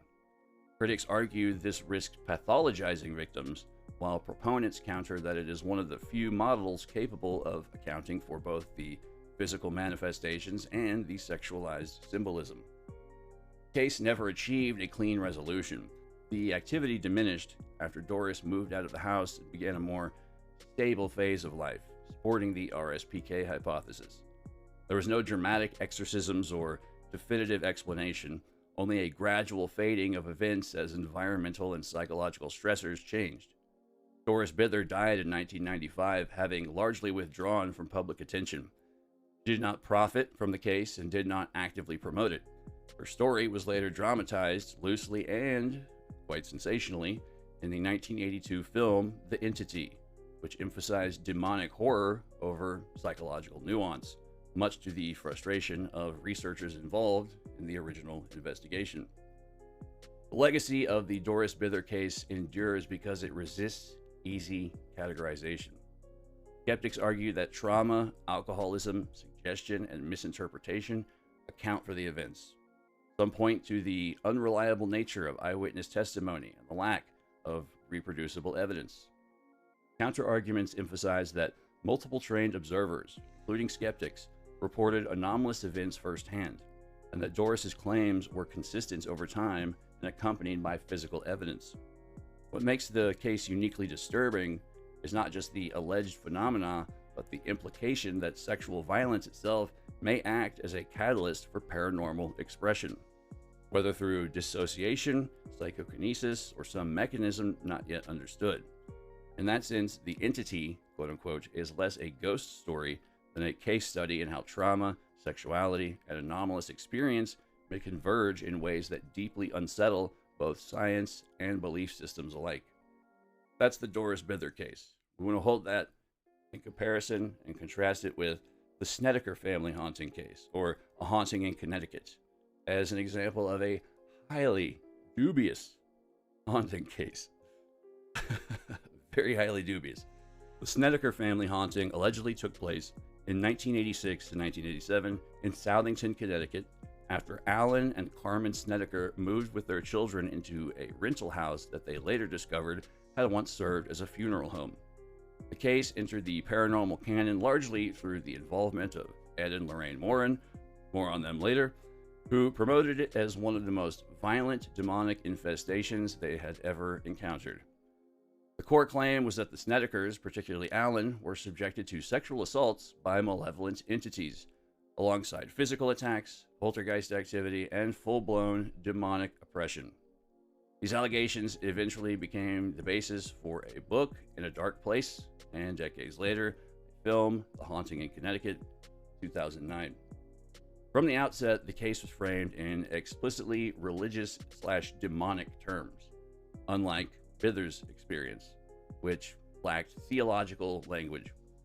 Alan Snedeker claimed that unseen forces repeatedly sodomized him, restrained him, and subjected him to humiliating sexual violations, sometimes in the presence of family members. Carmen and the children reported seeing shadow figures, coffins opening, corpse-like apparitions, and violent physical manifestations. The Warrens asserted that the house was saturated with necromantic residue from its time as a funeral home, suggesting that improper handling of the dead had opened a quote-unquote gateway for demonic entities.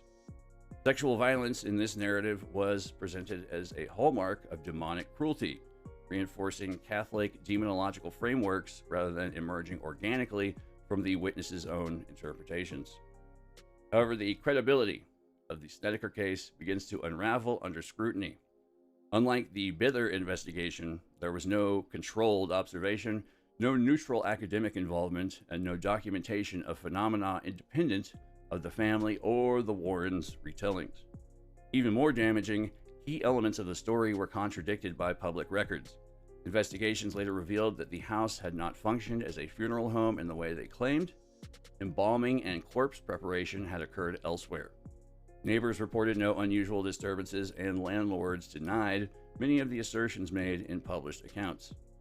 Most critically, members of the Snedeker family later gave conflicting statements, some admitting that events had been exaggerated or outright fabricated under pressure.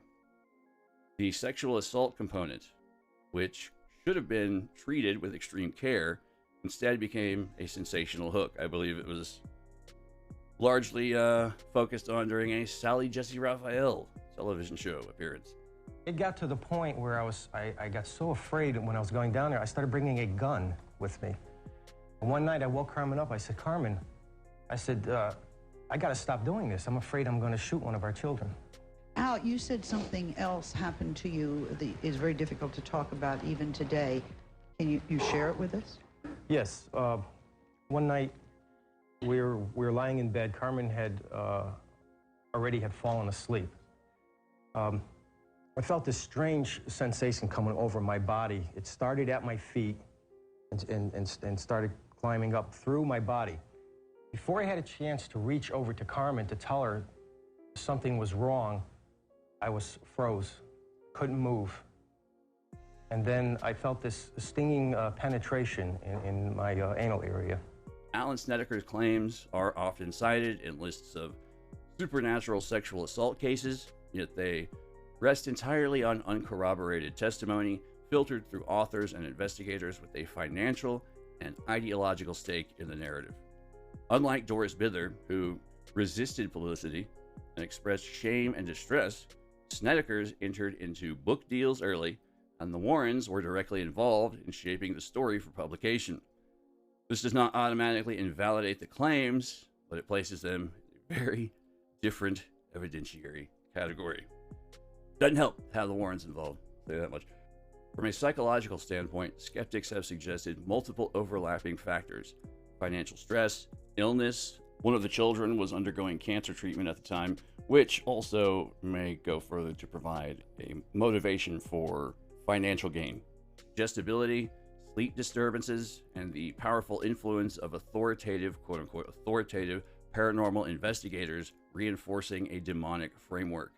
Once sexual assault is interpreted as demonic attack, it becomes symbolically charged, resistant to disconfirmation, and capable of escalating through reinforcement. Unlike RSPK models, which at least attempt to explain how trauma might externalize anomalously, the Snedeker case defaults to external evil, absolving the human psyche of agency and foreclosing any deeper analysis. The case's legacy is further complicated by the Warrens themselves. Even within paranormal circles, their credibility has been repeatedly challenged, with critics pointing to exaggeration, theatricality, and a pattern of presenting weak cases as definitive proof of demonic forces.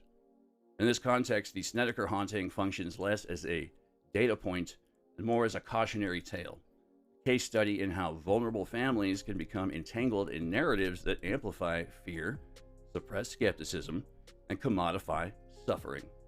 The film adaptation stripped away even the pretense of investigation, transforming ambiguous claims into horror spectacle.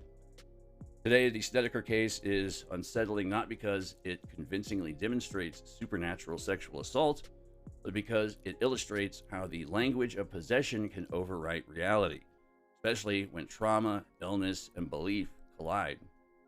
Where the Doris Bither case forces us to confront the terrifying possibility that trauma itself may manifest anomalously, the Snedeker case warns us how easily sexual violence claims can be instrumentalized, distorted, or mythologized, sometimes to the detriment of the very people involved.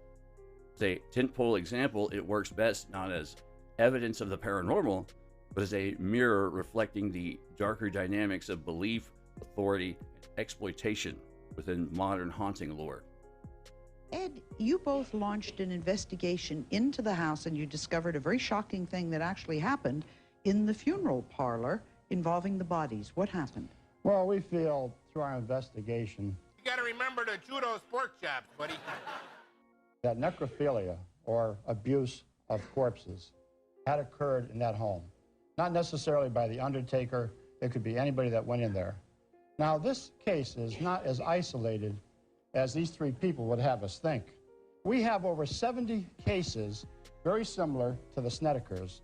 And remember that the church was involved in this. Who was the priest? Everyone seems to have a disagreement. We can tell you that the chancellery was involved. The priest that was involved there was a Father A, who was on 2020. And there was also 3 other priests, and this can be borne out through the official records of the chancellery in Hartford. Yes. How about a name? Just one name. Father A is a name I give you. I don't have to give a name, a full name. I can prove. These are secret things. We are Catholic, if it's and we secret, you're respect. sitting here talking about being raped and sodomized by some sort of entity, but you won't give a name. It was all backed up. I'm telling you what happened to me. I'm not telling we had you. seen You gotta this. believe me. We had investigators. I am just telling you what Were happened. you in the house? No. I was when standing. it was going on? I lived across. Any discussion of the Snedeker family haunting, and more broadly, sexualized paranormal claims in late 20th century America, cannot avoid reckoning with the role of Ed and Lorraine Warren themselves. While popular culture has enshrined them as heroic defenders against evil, their legacy within serious paranormal research is far more fraught. Ed Warren, in particular, has been the subject of long-standing allegations of sexual misconduct, coercion, and abusive behavior, including claims that he maintained sexual relationships with significantly younger women under his authority, quote-unquote authority, and was emotionally and verbally abusive toward Lorraine. These allegations, while not adjudicated in court, are consistent, specific, and indeed quite troubling, especially given the Warrens' repeated involvement in cases centered on sexual violation, possession, and moral panic. This context matters. When sexual trauma is filtered through investigators who themselves wield power irresponsibly, the resulting narratives risk becoming distorted, exploitative, or performative. Ed Warren's habit of framing ambiguous or psychologically complex cases as unequivocal demonic warfare often foreclose alternative interpretations, particularly those involving trauma, suggestion, or internal psychic conflict. In cases like the Snedekers, where claims of supernatural sexual assault were central, the presence of an investigator later accused of predatory behavior casts a long and uncomfortable shadow, raises the possibility that authority, belief, and fear were being actively shaped rather than neutrally documented. Lorraine Warren occupies a more ambiguous position in this legacy. Many researchers and critics, including those deeply skeptical of the Warrens' methods, have noted that Lorraine appeared to genuinely believe that she possessed psychic or empathic, quote-unquote, empathic abilities. Her public demeanor, consistency of belief, and relative absence from direct allegations of exploitation have led some to view her less as an architect of deception and more as someone operating within a belief system she sincerely accepted, even if it was later commercialized and mythologized. This does not absolve her of responsibility, but it complicates the simplistic villain narrative often applied wholesale to the pair. The Warrens' transformation into pop culture icons, particularly through the Conjuring film franchise, has further distorted their historical role. On screen, they are rendered as near-mythic Christian warriors, battling evil with moral clarity and supernatural competence.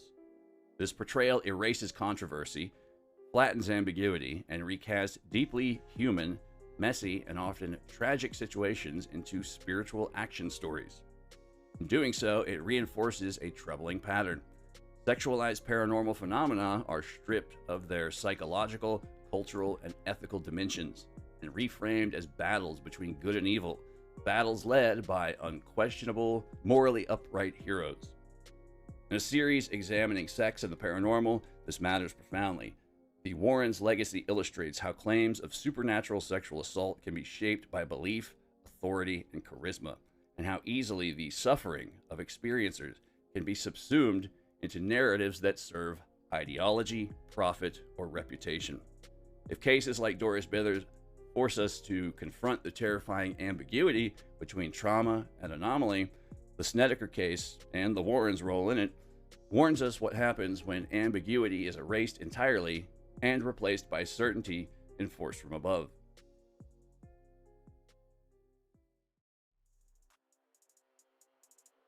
Now, this next case, probably going to be one of the darker ones in this collection of case studies. But once again, it's included here for illustrative purposes, as an example of the forms and fashions that this perceived phenomena can take shape. So, in the isolated, ultra-conservative Mennonite community of Manitoba Colony, in eastern Bolivia, strange and horrifying events began to unfold in the mid-2000s that would circulate internationally under the sensational label of quote-unquote ghost rapes.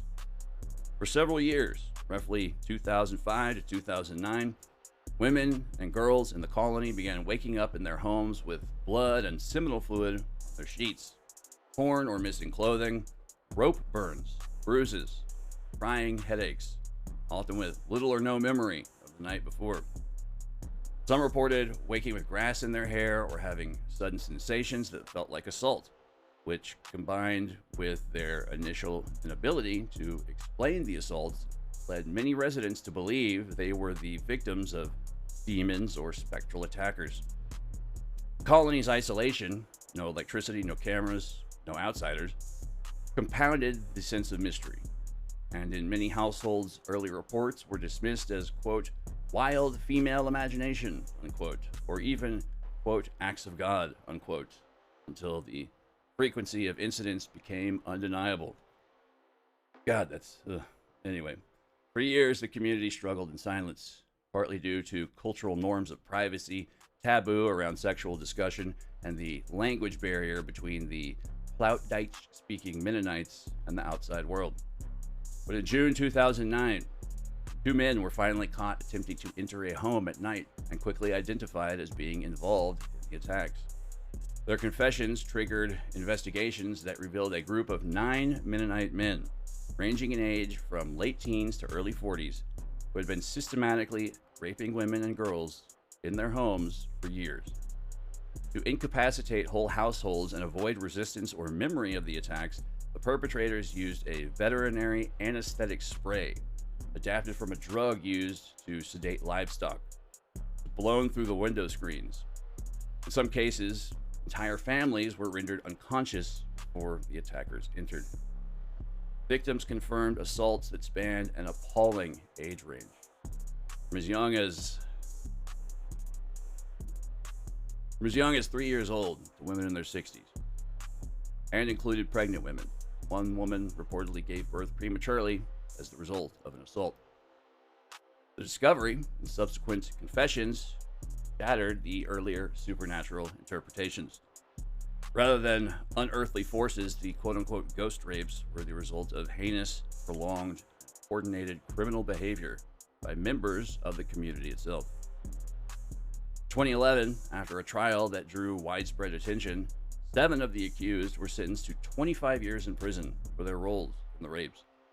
The veterinarian who supplied the sedative received a 12-year sentence for his part in enabling the attacks.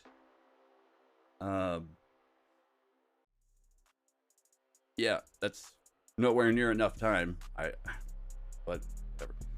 Despite the convictions, subsequent reports suggest that sexual violence and abuse have continued or reemerged in the colony, underscoring deep structural, systematic problems around accountability, gender, and isolation.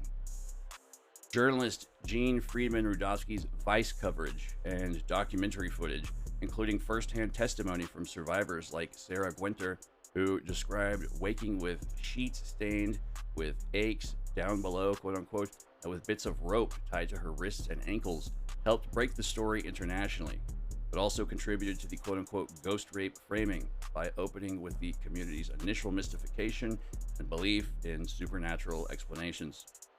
What makes the quote-unquote ghost rape story both unsettling and instructive is the cultural lag between experience and explanation.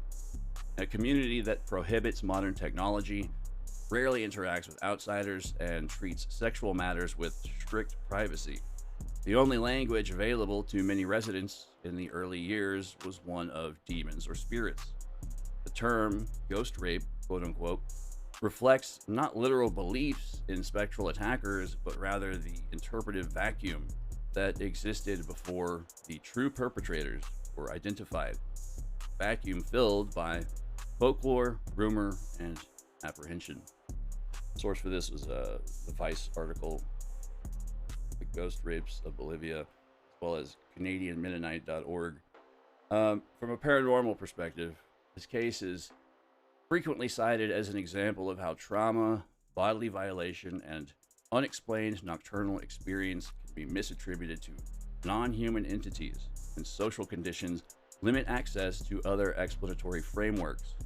Yet, unlike cases rooted in ambiguous or unverifiable subjective reports, the Bolivian colony situation was resolved through forensic investigation, legal accountability, and criminal conviction, despite it not being much of a conviction. The story reminds us that while cultural narratives about supernatural assault may be compelling, they sometimes mask very real, very physical crimes committed by human beings that require human solutions rather than ghostly explanations. I would hope that after the last several stories, i.e. Bither, Snedeker, the Warrens, and the Bolivian ghost rape, listeners may be picking up on something I'm putting down. Doris Bither sits in that deeply uncomfortable liminal space. Credible witnesses, disturbing physical effects, sexualized phenomena that cannot be plainly dismissed, but also a woman whose life was already saturated with violence, addiction, and exploitation. Whether one believes in entities or not, the case forces the listener to sit with ambiguity, trauma, simultaneously. Snedeker case, especially when paired with a careful, skeptical framing, becomes a cautionary tale. Not about demons, but about how desperation, suggestibility, and outside quote-unquote experts can transform a family crisis into something mythical and profitable. It primes the listener to start questioning who benefits from paranormal narratives. Cui bono? The Warrens illustrate a moral inversion. The people culturally cast as quote-unquote protectors and quote-unquote spiritual warriors are revealed as deeply compromised, ethically murky at best, and in Ed's case, plausibly predatory. By the time we reach the end of the horrific accounts of what occurred in Bolivia, the spectral presence of a dark irony reveals a horrifying truth. When sex, power, and fear are present, the supernatural explanation often functions as a smokescreen, sometimes unintentionally, sometimes not so much. The truth is that supernatural frameworks have historically softened accountability, displaced blame, protected perpetrators, and allowed communities to avoid confronting internal violence. So, ending on a case where the quote-unquote entity is unambiguously human, and where belief, isolation, and religious patriarchy directly enabled years of abuse, forces a reckoning. It reframes everything that came before it without invalidating the victim's experiences. It also shows us that sexualized paranormal narratives are often less about the other world and more about how societies metabolize trauma they can't quite safely name.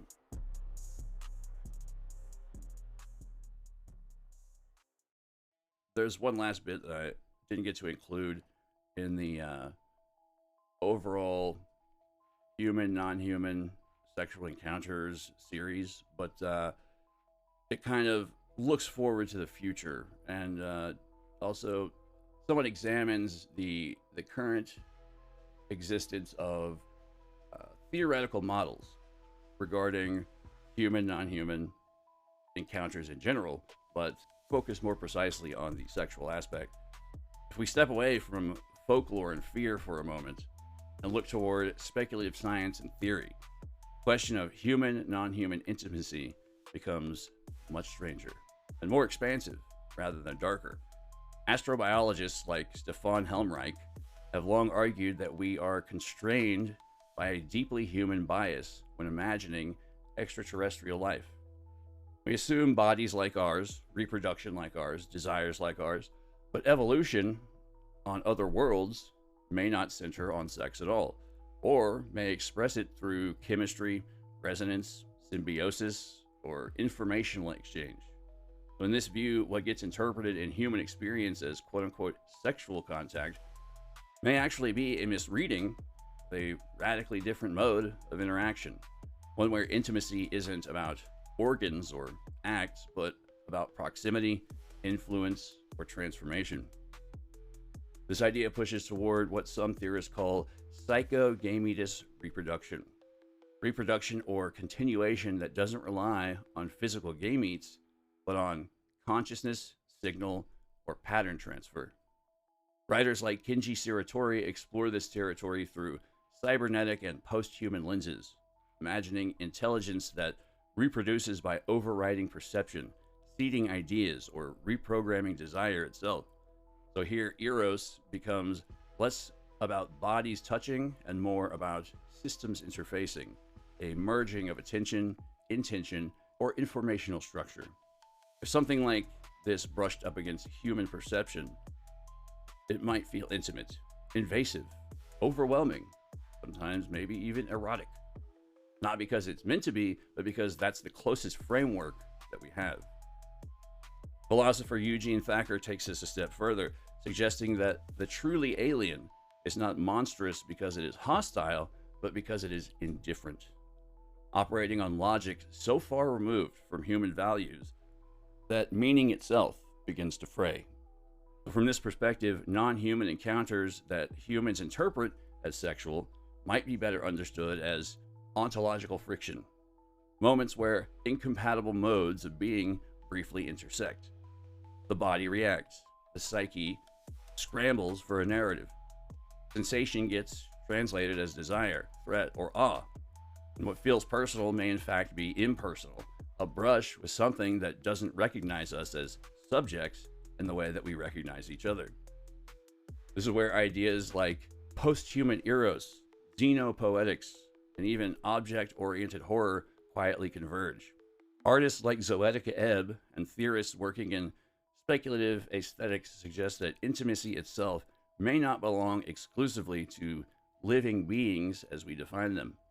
Attraction, influence, attachment, and transformation may occur between humans and systems, environments, intelligences, or processes, none of which are obligated to mirror human romance or reproduction. If intelligence elsewhere exists, there is no reason to assume it would desire, reproduce, or touch the way that we do. And yet, when those unfamiliar modes of contact intersect with human bodies and minds, the experience may still register as intimate, not because it is sexual in intent, but because it destabilizes the boundary between self and other. Seen this way, the question isn't whether these encounters are really sexual, it's whether sexuality is one of the few languages humans have for translating the unknown, and that reframing lets us end not with fear, but with curiosity. The possibility that some encounters with the non-human are not violations or warnings, but misaligned conversations across different forms of life, filtered through the most sensitive instruments we possess. Haha, no, not those, but perception, emotion, and overall, the body itself. Not all talks of intimate interspecies contact fall into dread and violation.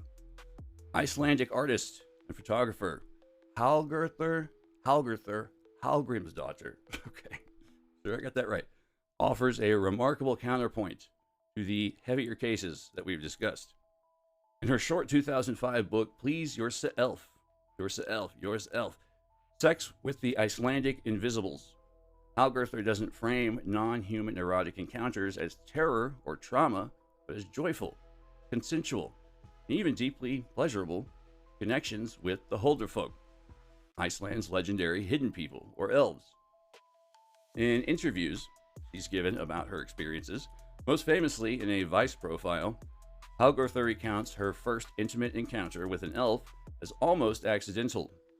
Wandering alone in Iceland's wild landscape, she says an elf approached her, whispered into her ear, and led her into an experience she describes as far more satisfying than any human lover. In her telling, elves are exquisitely attentive, limber, and attuned to pleasure.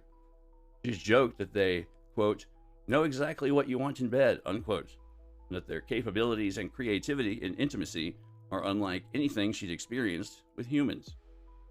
Hallgrímsdóttir's descriptions are vivid, sometimes humorous, always unapologetic, emphasizing that these encounters are mutual, respectful, and guided by desire rather than coercion.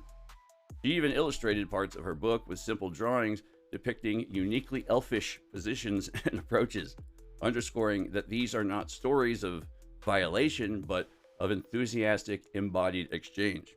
In her view, the magic of such interspecies intimacy lies in its capacity to expand human notions of desire, play, and connection beyond conventional boundaries, a reminder that not all contact with the unseen needs to be rooted in fear or conflict. In fact, Hallgrímsdóttir goes so far as to portray elf sex as possibly the safest sex on Earth. She notes that elves don't carry earthly STDs or infections, that pregnancy doesn't occur unless both partners explicitly want it to, and that elves themselves are not limited to one gender or orientation, but can intuitively sense and honor human preferences. This framing turns the trope of the frightening nocturnal visitor on its head. Instead of vulnerability and violation, her narrative centers consent, pleasure, empowerment, and mutual curiosity, qualities often missing in the more macabre or dramatic accounts of non-human contact. Seen this way, Hallgrímsdóttir's work doesn't just make room for a quote-unquote happy ending. It suggests an alternative interpretive frame for supernatural erotic engagement. One rooted in mutual wanting, cross-species intimacy, and even joy. If much of this episode has traced how unspoken desire and repression can externalize into fear or violence, her stories remind us that when sexual agency, consent, and humor enter the mythic space, the result can be wonderfully weird, celebratory, and utterly human in its joy. These are the stories of things that go bump and grind in the night. I've got so much more data, so many more stories, sexual encounters between people with ghosts, aliens, reptilians, shapeshifters, energy beings, etc. But this is a topic we'll likely be returning to somewhere down the line. But for now, I've just got so much more other weird shit that I'm super psyched to get into, share with you fine folks. I'm just full of it. Can't wait. That's going to do it for this episode, this bonus episode of Kooks, Cranks, and Iconoclast, the podcast. I'm your host, Mike Luck. Thanks for listening. Hope you enjoyed. I hope I handled this relatively well on the parts that needed it. If not, once again, please let me know how I could improve upon that. Yeah. See you guys next episode. Thanks for listening. Love you guys. Love yourselves. Love each other. And peace.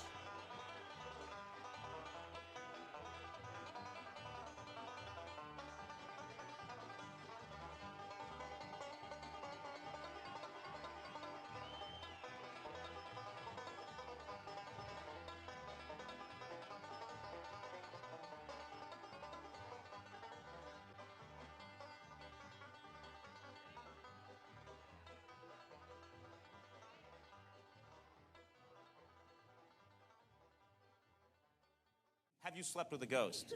I did go to the Bone Zone with a ghost.